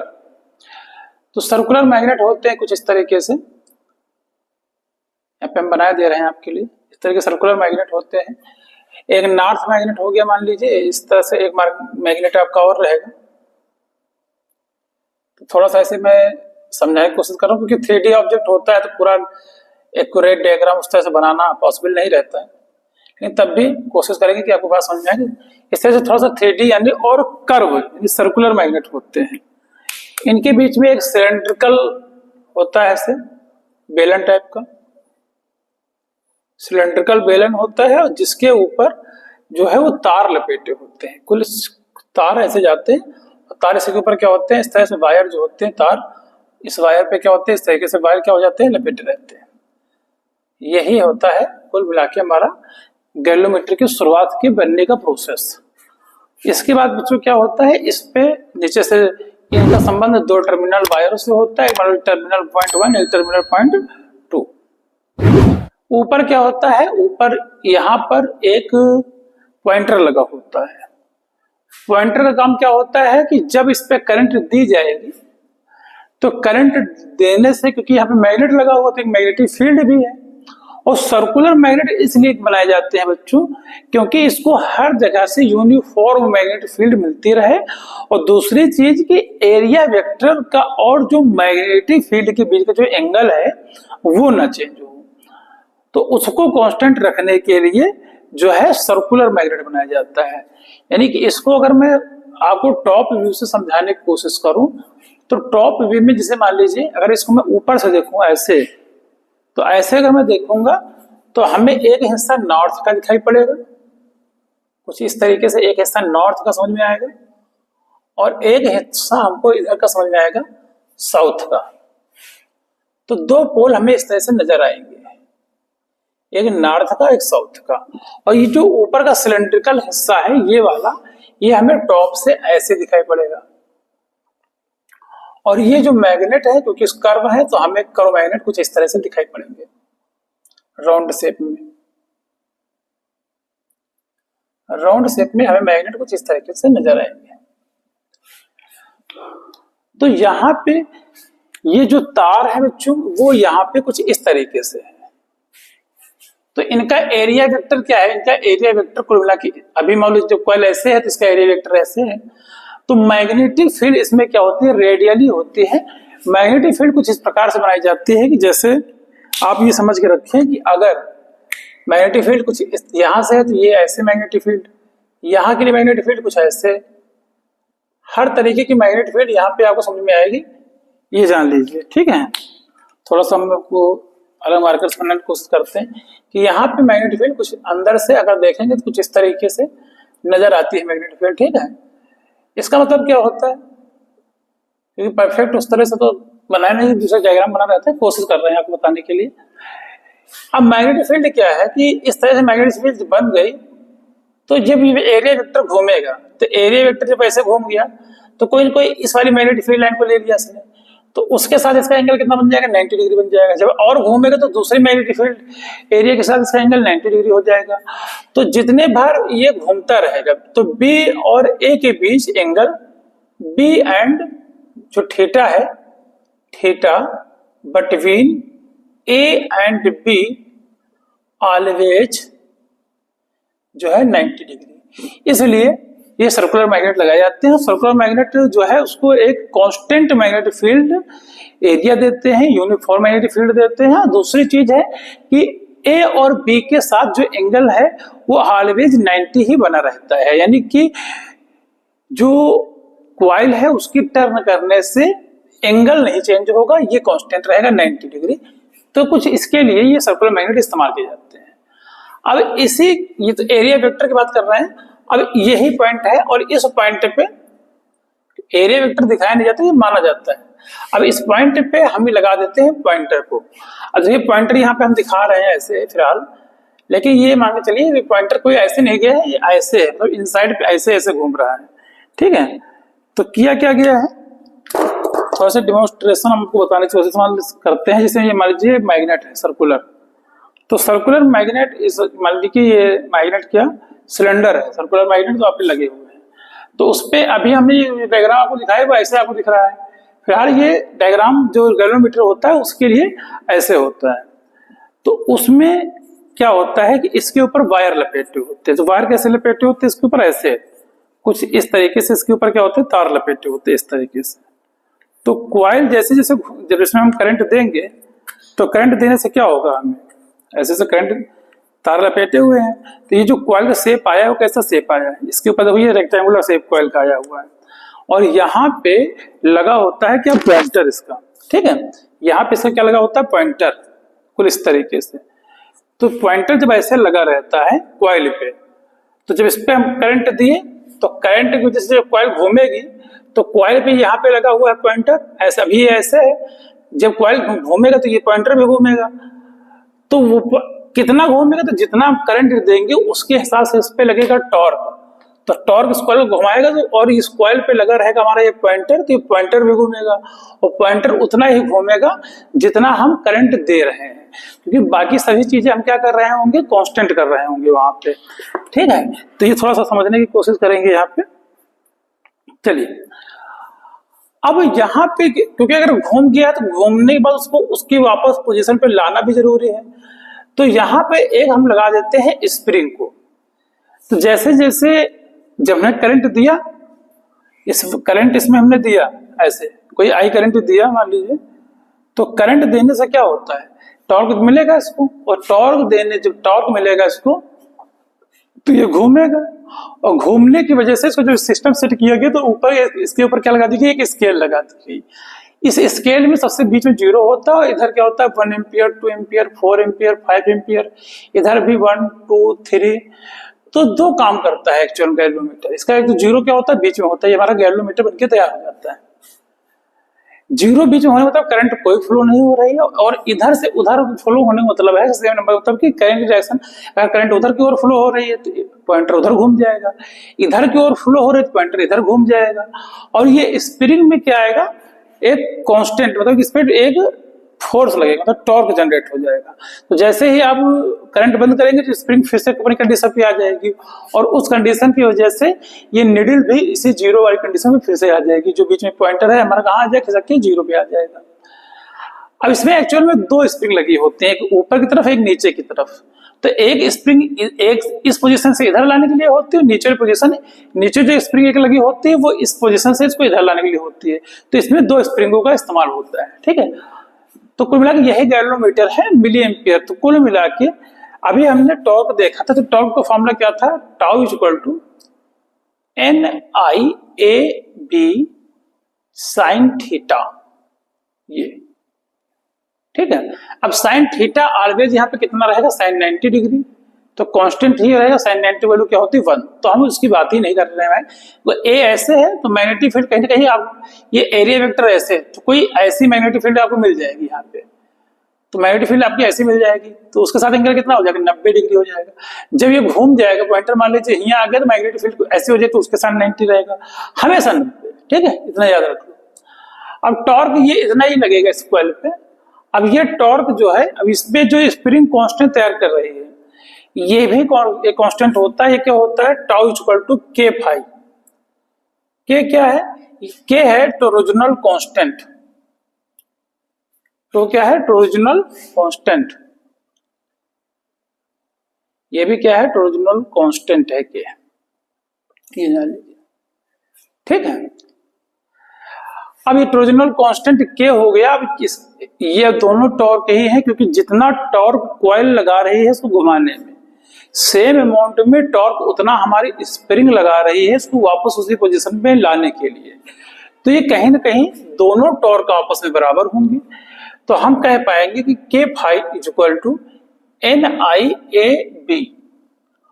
और यहां से फाई इज इक्वल टू अगर हम लिखने की कोशिश करें तो क्या आ जाएगा NIAB अपॉन K। ये हमारे पास आ जाएगा डिफ्लेक्शन का फॉर्मूला, समझ लो। तो बेटा देखिए के कांस्टेंट है, एक स्प्रिंग जो है वो कांस्टेंट ही रहेगी जितना वो टर्न जनरेट कर पा रही है। नंबर ऑफ टर्न कहीं ना कहीं एक बार जितने बना दिए गए उतने ही फिक्स रहेंगे। ए क्या है, एरिया वेक्टर, ये भी फिक्स ही रहेगा और एरिया वेक्टर भी और एरिया भी है। तो किसी कॉइल का जो एरिया है वो एक ही बार रहेगा जो कि फिक्स ही रहेगा, बदलने वाला तो है नहीं। अब रही बात मैग्नेटिक फील्ड की थी एरिया वेक्टर के साथ, तो मैग्नेटिक फील्ड को भी हमने कांस्टेंट कर दिया एक सर्कुलर सिलेंडर बना के, तो बी भी कांस्टेंट रहेगा। तो अब एक्चुअल में हम लोग ये कह पाएंगे कि जो फाई है वो डायरेक्टली प्रोपोर्शनल टू आई हो गया है। जो कुछ हम चाहते थे वो हमको मिल चुका है। हम चाहते थे कि कोई ऐसा डिवाइस बताएं जिसमें हमको जब करंट नापना हो तो हम करंट के लिए लगाएंगे और उतना ही डिफ्लेक्शन यहाँ पे देखने को मिल जाएगा। तो अब यहाँ से यही चीज तो है, जितना हमको करंट देखनी होगी हम करंट नापेंगे, करंट वाले सिस्टम में लगाएंगे, सुई उतना हमारा डिफ्लेक्शन शो कर देगी। मतलब जितना ज्यादा करंट उतना ज्यादा डिफ्लेक्शन। तो ये कॉन्सेप्ट जो हमको चाहिए था वो मिल जाता है। अब यहां से दो टर्म हो जाते हैं। क्या क्या टर्म हो जाते हैं? एक टर्म आता है बच्चों करंट सेंसिटिविटी का, दूसरा आता है वोल्टेज सेंसिटिविटी का। तो करंट सेंसिटिविटी क्या होती है उसको समझ लीजिए पहले। करंट सेंसिटिविटी, करंट सेंसिटिविटी क्या होती है? देखो मान लो हमने आई करंट दिया, तो आई करंट देने पे उसे फाई डिफ्लेक्शन हुआ, तो पर यूनिट करंट देने पे जो डिफ्लेक्शन आएगा वो करंट सेंसिटिविटी होता है। यानी करंट सेंसिटिविटी को आप IS लिख सकते हैं, यानी फाई बाई आई। ये हमारा हो गया करंट सेंसिटिविटी का फॉर्मूला। ये फाई की वैल्यू यहाँ पे अगर आप सब्स्टिट्यूट कर देते हैं तो आपको नए कुछ वैल्यूज मिल जाएंगे, NIAB upon K and I। तो यहां से I से I हमारा कैंसिल हो जाएगा, तो करंट सेंसिटिविटी का फॉर्मूला आ जाएगा NAB अपॉन K। और अगर हम वोल्टेज सेंसिटिविटी की बात करते हैं यहाँ पे, वोल्टेज सेंसिटिविटी, तो वोल्टेज सेंसिटिविटी क्या होता है कि कितना वोल्टेज देने पे आपको डिफ्लेक्शन देखने को मिलता है, तो वही voltage sensitivity VS equal to हो जाएगा आपका फाई बाई V। और V इक्वल टू क्या होता है IR, तो phi upon I into R. अब यहां फिर से हम फाई की वैल्यू यहां से सब्स्टिट्यूट करके रख देंगे, तो नई वैल्यूज हमें फिर से मिल जाएंगी। VS इक्वल टू यहीं पे फाई की वैल्यू हो जाएगी NIAB अपॉन K और I और R। तो यहां से I देखिए हमारा फिर कट जाएगा, तो हमारी वैल्यू क्या आ जाएगी आगे, NAB अपॉन K और R। तो ये हमारे वोल्टेज सेंसिटिविटी का फॉर्मूला आ गया। करंट सेंसिटिविटी क्या है कि पर यूनिट करंट देने पे जितना डिफ्लेक्शन होता है वो है करंट सेंसिटिविटी, और पर यूनिट वोल्टेज देने पे जो डिफ्लेक्शन मिलेगा वो होगा वोल्टेज सेंसिटिविटी। ठीक है, चलिए इसके कुछ और आगे के कोई एक दो सवाल लेके आते हैं, फिर आगे कॉन्सेप्ट। ठीक है, तो यहाँ पे पहला क्वेश्चन क्या है, why should the spring constant यानी कि spring suspension wire in a moving coil galvanometer have low torsional constant, यानी K की वैल्यू लो क्यों होती है, ये आपको समझना है। तो देखिए इसका आंसर सिंपल सा है, मैं ऐसे फार्मूले के साथ बता देता हूँ। जैसे करंट सेंसिटिविटी बच्चों होती है तो उसका फार्मूला क्या होता है, फाई बाई आई, और जिसको फाई बाई आई के बाद जिसको हम सॉल्व करते हैं फाई की वैल्यू क्या होती है उसको रखते हैं, उसको रखने के बाद क्या होता है फॉर्मूला NAB अपॉन क्या होता है NIAB अपॉन K, यही तो वैल्यू होती है। इसकी वैल्यू क्या होती है NAB और NAIB अपॉन K, ये वैल्यू होती है 5, और ये I आपका और आ गया तो I से कट जाएगा यहां से, तो वैल्यू क्या आ गई NAB अपॉन K। अभी तुरंत ही बताया पिछली स्लाइड में। और अगर आप वोल्टेज सेंसिटिविटी की बात करें VS की, वो क्या होता था phi by V। V equal to क्या होता था IR, और यहां से अगर हम फाई की वैल्यू को वहां सब्स्टिट्यूट फिर कर दे तो क्या हो जाएगा NAIB और अपॉन I इंटू आर और के। तो अब यहां से अगर हम रखते हैं तो I से हमारा फिर से कट जाएगा, हमको क्या मिल जाएगा एन ए बी और अपान आर के। तो यहां देखिएगा कि दोनों के केस में जो के है वो इनवर्सली प्रोपोर्शनल है। तो कहीं ना कहीं अगर के हमारा कम रहेगा तो करंट सेंसिटिविटी और के कम रहने से वोल्टेज सेंसिटिविटी अच्छी देखने को मिलेगी। मतलब कि अगर जितने स्प्रिंग हमारी बहुत जो है लूज होनी चाहिए, यानी स्प्रिंग जो है हमारी है वो बहुत टाइट नहीं होनी चाहिए। अगर टाइट होगी तो कहीं ना कहीं डिफ्लेक्शन जो है वो हमारा एक्यूरेट नहीं होगा। तो दोनों के रीजन क्या है, करंट सेंसिटिविटी और वोल्टेज सेंसिटिविटी। अगला क्वेश्चन क्या है, उसको अगर आप पढ़ेंगे तो क्या लिखा हुआ है उस क्वेश्चन में कि right two factors by which current sensitivity of A galvanometer can be increase. देखिए क्वेश्चन वहां फिर किसी को दिया गया है, करंट सेंसिटिविटी की बात कर रहा है तो ऊपर वाले में आ जाइए। कैसे करंट बढ़ा सकते हैं तो यही समझ लीजिए। करंट सेंसिटिविटी फॉर्मूला क्या है, एन ए बी अपान के, फॉर्मूला यही है।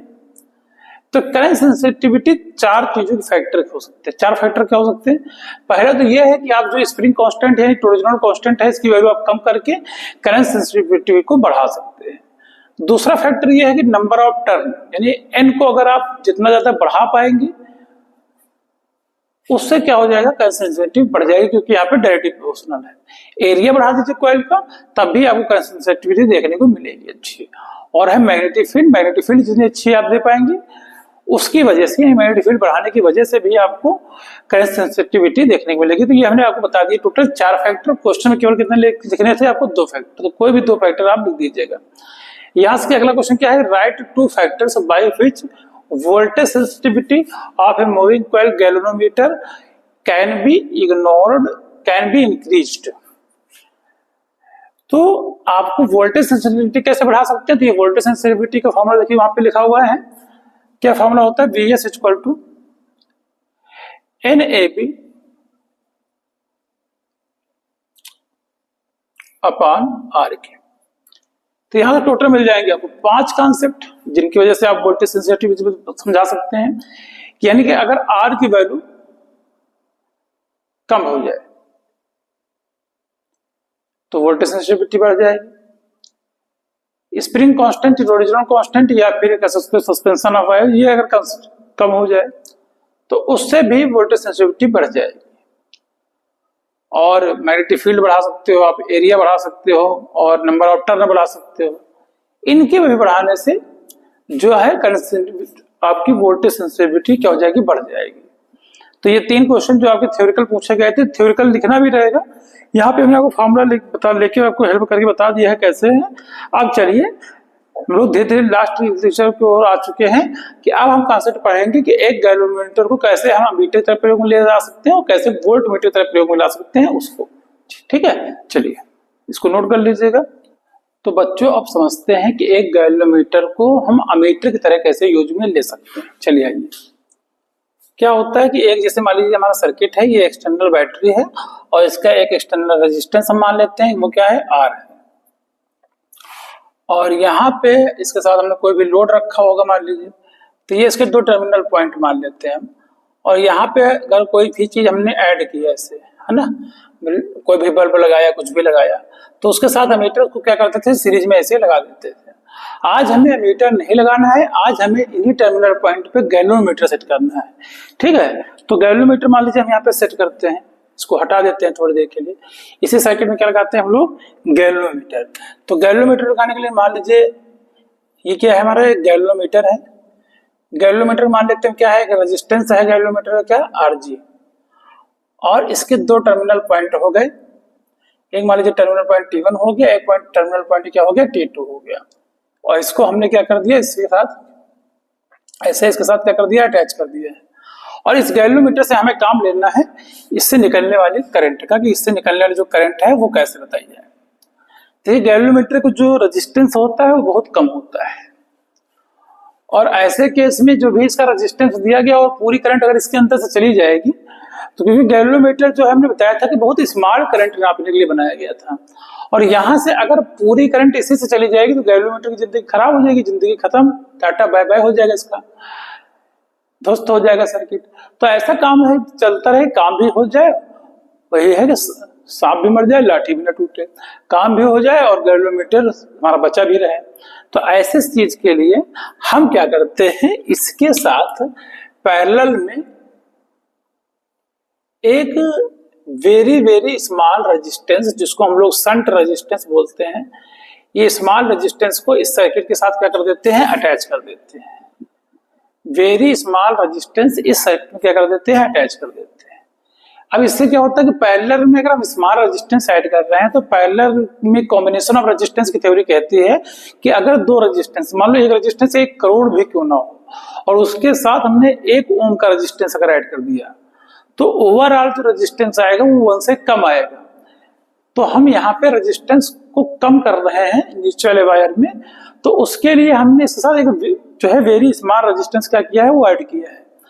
तो ऐड करने से उसका ओवरऑल रेजिस्टेंस कम हो जाएगा। अब ऐसे केस में जब यहाँ पे रेजिस्टेंस कम होगा तो इसमें जो जाने वाली करंट है वो हम मान लेते हैं कि गैल्वेनोमीटर में जो जाने वाली जो करंट है वो IG है।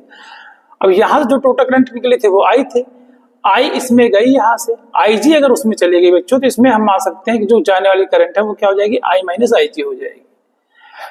अब क्या होगा, अब पूरा बाकी यहाँ में केवल थोड़ी सी करंट जाएगी, बाकी पूरी करंट हमारी कहाँ चली जाएगी, यहाँ चली जाएगी। अगर मान लो हमें 2 एम्पियर की करंट नापनी है तो 5 या 10 मिली एम्पियर की करंट है इससे जाएगी, बाकी 1995 जो मिली एम्पियर करंट है वो इस सर्किट की ओवर थ्रू चली जाएगी। अब यहाँ के डिफ्लेक्शन देखो, इसका कंसेप्ट थोड़ा सिंपल सा, जैसे पानी टंकी होती है, पानी टंकी के बगल में एक लंबी रॉड लगी होती है, मतलब कुछ इस तरीके से। ये पानी की टंकी है, अब पानी टंकी 1000 लीटर की है। अब 1000 लीटर की पानी टंकी के अंदर कोई झांक के तो देखेगा नहीं, क्योंकि इसके बगल में एक कांच की रॉड लगी होती है, ठीक है। इस रॉड में स्केल बनी होती है, इसमें भी पानी का लेवल दिखता रहता है। अब यहाँ पे पानी का लेवल है, पता चल जाता था कि पानी लेवल यहाँ तक होगा। तो ऐसे ही कुछ काम गैल्वेनोमीटर का है कि यहाँ पे 5 मिली एम्पियर का डिफ्लेक्शन शो कर दिया और हमने उस हिसाब से यहाँ पे स्मॉल रेजिस्टेंस लगाया है कि वो 2 एम्पियर करंट तक के लिए भी वैलिड है। तो 2 एम्पियर करंट के लिए हमने मान लो रेजिस्टेंस लगाया है, तो वो 1995 मिली एम्पियर करंट यहाँ से क्या कर रहा है, पास कर रहा है। और 5 मिली एम्पियर पर यहाँ पे फुल डिफ्लेक्शन शो हो रहा था, इसका मतलब ओवरऑल यहाँ पे देख के, यहाँ से देख के कि 5 डिफ्लेक्शन है, तो इसका मतलब पूरी टोटल करंट कितनी जा रही है, 2 एम्पियर की जा रही है। वैसे ही जैसे यहाँ पे हम देख के बता पा रहे हैं कि यहाँ पे अगर पानी भरा हुआ है तो इसका मतलब टंकी के अंदर भी इतना ही पानी भरा हुआ है। तो लेवल यहाँ पे हम लेवल को सीन कर देते हैं, सीन कर लेते हैं, यहाँ समझ में आता है कि फुल डिफ्लेक्शन है, तो इसका मतलब पूरी 2 एम्पियर करंट क्या है, इस सर्किट से फ्लो हो रही है। तो इस तरह से थोड़ा सा इसका कॉन्सेप्ट इस्तेमाल कर लेते हैं, तो समझाने के लिए मैंने बता दिया था। अब यहाँ पे यहां से जो करंट जा रहा है, अब IG यहां से क्या है, IG जो बेटा है वो IG है full scale deflection current, full scale deflection current, full scale deflection current, ये हमारी IG है। IG है फुल स्केल डिफ्लेक्शन करंट, और बाकी I जो है वो एक्चुअल में करंट है। तो अब ये दोनों पैरेलल है, तो पैरेलल होने पर कॉन्सेप्ट ये होता है कि अगर पैरेलल है तो यहाँ का जो पोटेंशियल होगा, जो यहाँ पोटेंशियल होगा सेम होगा। तो ऊपर पोटेंशियल क्या होता है, करंट इनटू रेजिस्टेंस। तो करंट ऊपर वाले सर्किट में क्या है, IG है, और रेजिस्टेंस कितना है गैल्वेनोमीटर का, RG है। नीचे वाले में जो करंट है वो I माइनस IG है, और जो उसका रेजिस्टेंस है वो रेजिस्टेंट है वो RS है। तो अगर मुझे जो स्मॉल वेरी स्मॉल रेजिस्टेंस की वैल्यू जो निकालनी है वो क्या हो जाएगी, ये नीचे चला जाएगा, तो IG इंटू RG और अपान I माइनस IG, ये RS है, ठीक। RS क्या है, वेरी वेरी स्मॉल रेजिस्टेंस, जिसको हम लोग शंट भी बोलते हैं। अब इस शंट की वैल्यू निकाल लेंगे। I क्या है, मान लो 5 एम्पीयर करंट नापनी है, तो I हमारी 5 एम्पीयर की करंट होगी। RG क्या है, गैल्वेनोमीटर का रेजिस्टेंस है। IG full scale deflection current है। अब आइडियल एमीटर के लिए ये जो R है आप देख रहे हो, आइडियल एमीटर जो होता है उसके लिए कैपिटल R की जो वैल्यू होती है वो 0 होती है। यानी आइडियल एमीटर के लिए जो हमने यहाँ पे एक्सटर्नल रेजिस्टेंस लगाया है, आइडियल एमीटर के केस में, आइडियल एमीटर के केस में इस R की वैल्यू क्या होती है, वो 0 होती है, ठीक है। अगर एमीटर आइडियल है तो उस केस में R की वैल्यू 0 रहेगी, बाकी आइडियल रहता नहीं है तो समथिंग समथिंग रेजिस्टेंस जरूर रहता है। यानी कि इसीलिए जब आप मीटर से 2 एम्पियर 3 एम्पियर करंट नापते हो तो वो एक्चुअल में कुछ करंट कम बताता है।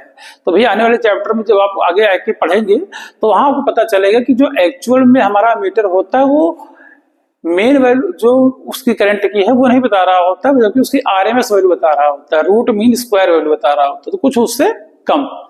तो रीजन क्या है कि वहां पर आइडियल मीटर बनाना बड़ा मुश्किल रहता है।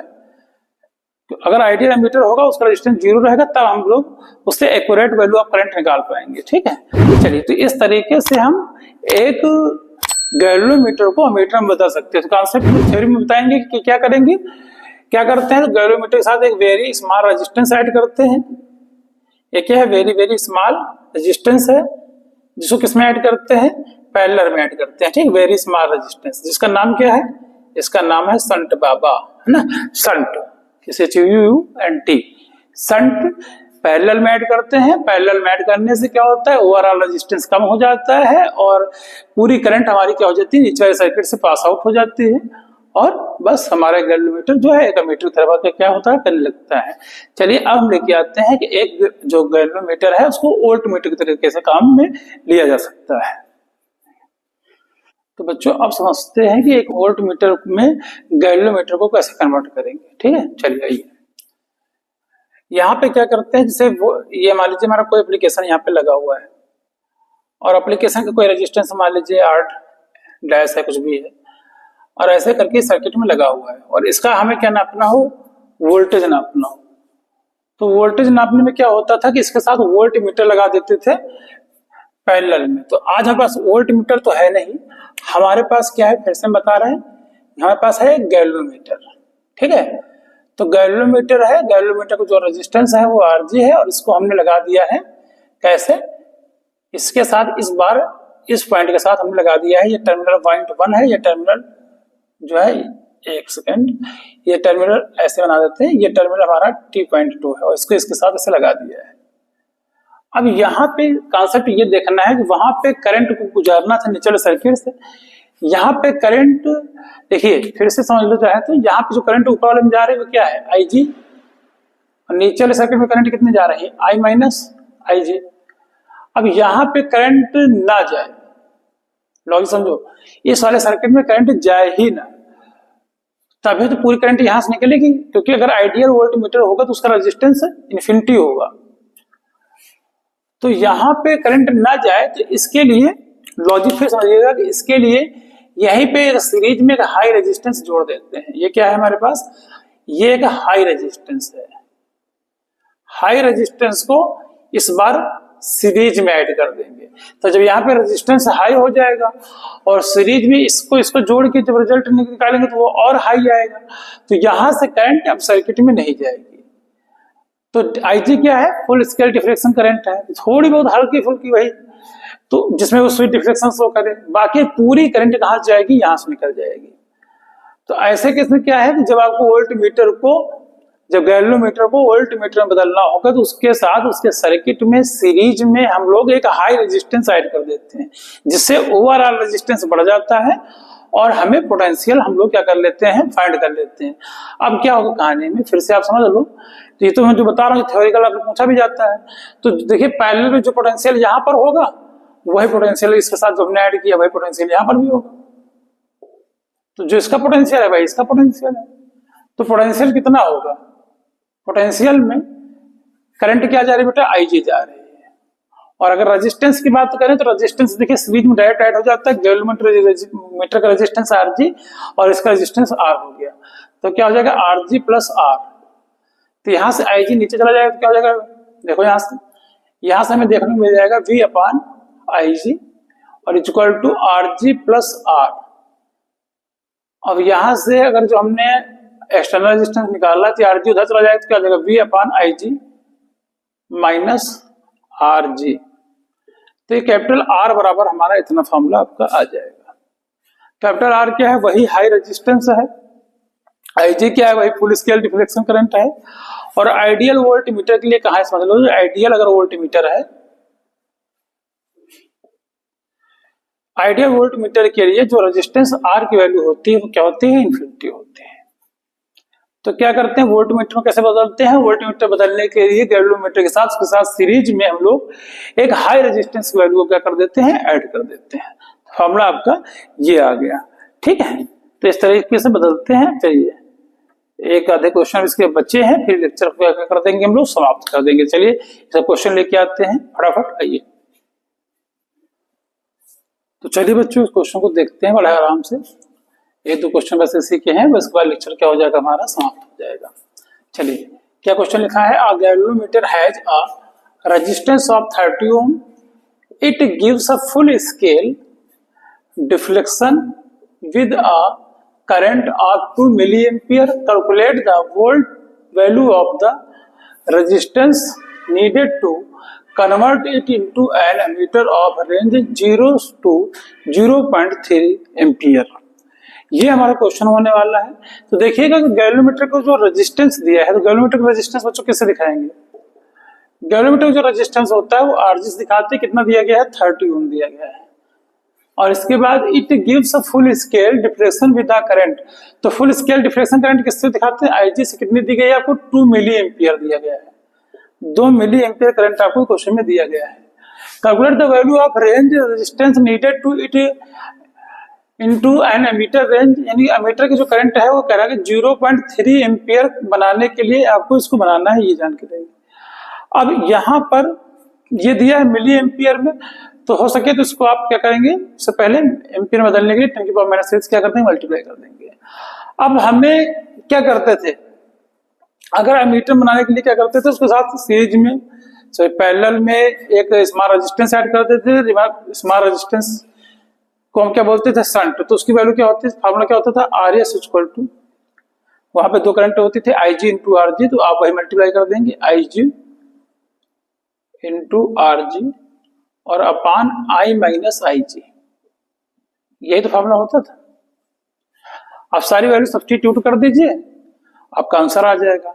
तो RS इक्वल टू IG कितना दिया गया आपको, 2 into 10 to power -3 milli ampere, और RG गैल्वेनोमीटर का रेजिस्टेंस आपको 30 दिया गया है ओम में, और नीचे आ जाएंगे I आपको दिया गया है 0.3, और ये दिया गया -2 इंटू 10 टू पावर -3। तो यहाँ से जो आप गैल्वेनोमीटर रेजिस्टेंस को ओवरऑल सॉल्व कर लेंगे तो आपको मिल जाएगी वैल्यू 0.2 ओम की, यानी इतना ओम रेजिस्टेंस, यानी 0.2 ओम रेजिस्टेंस आपको क्वेश्चन में क्या करना है, सॉल्व करना, लगाना पड़ेगा सर्किट में, जिससे आपको उससे 0.3 एम्पियर की करंट को क्या कर पाएंगे, मेजर कर पाएंगे। ठीक है, चलिए एक क्वेश्चन फटाक से इसको देख लेते हैं, थ्योरेटिकल क्या है क्वेश्चन है।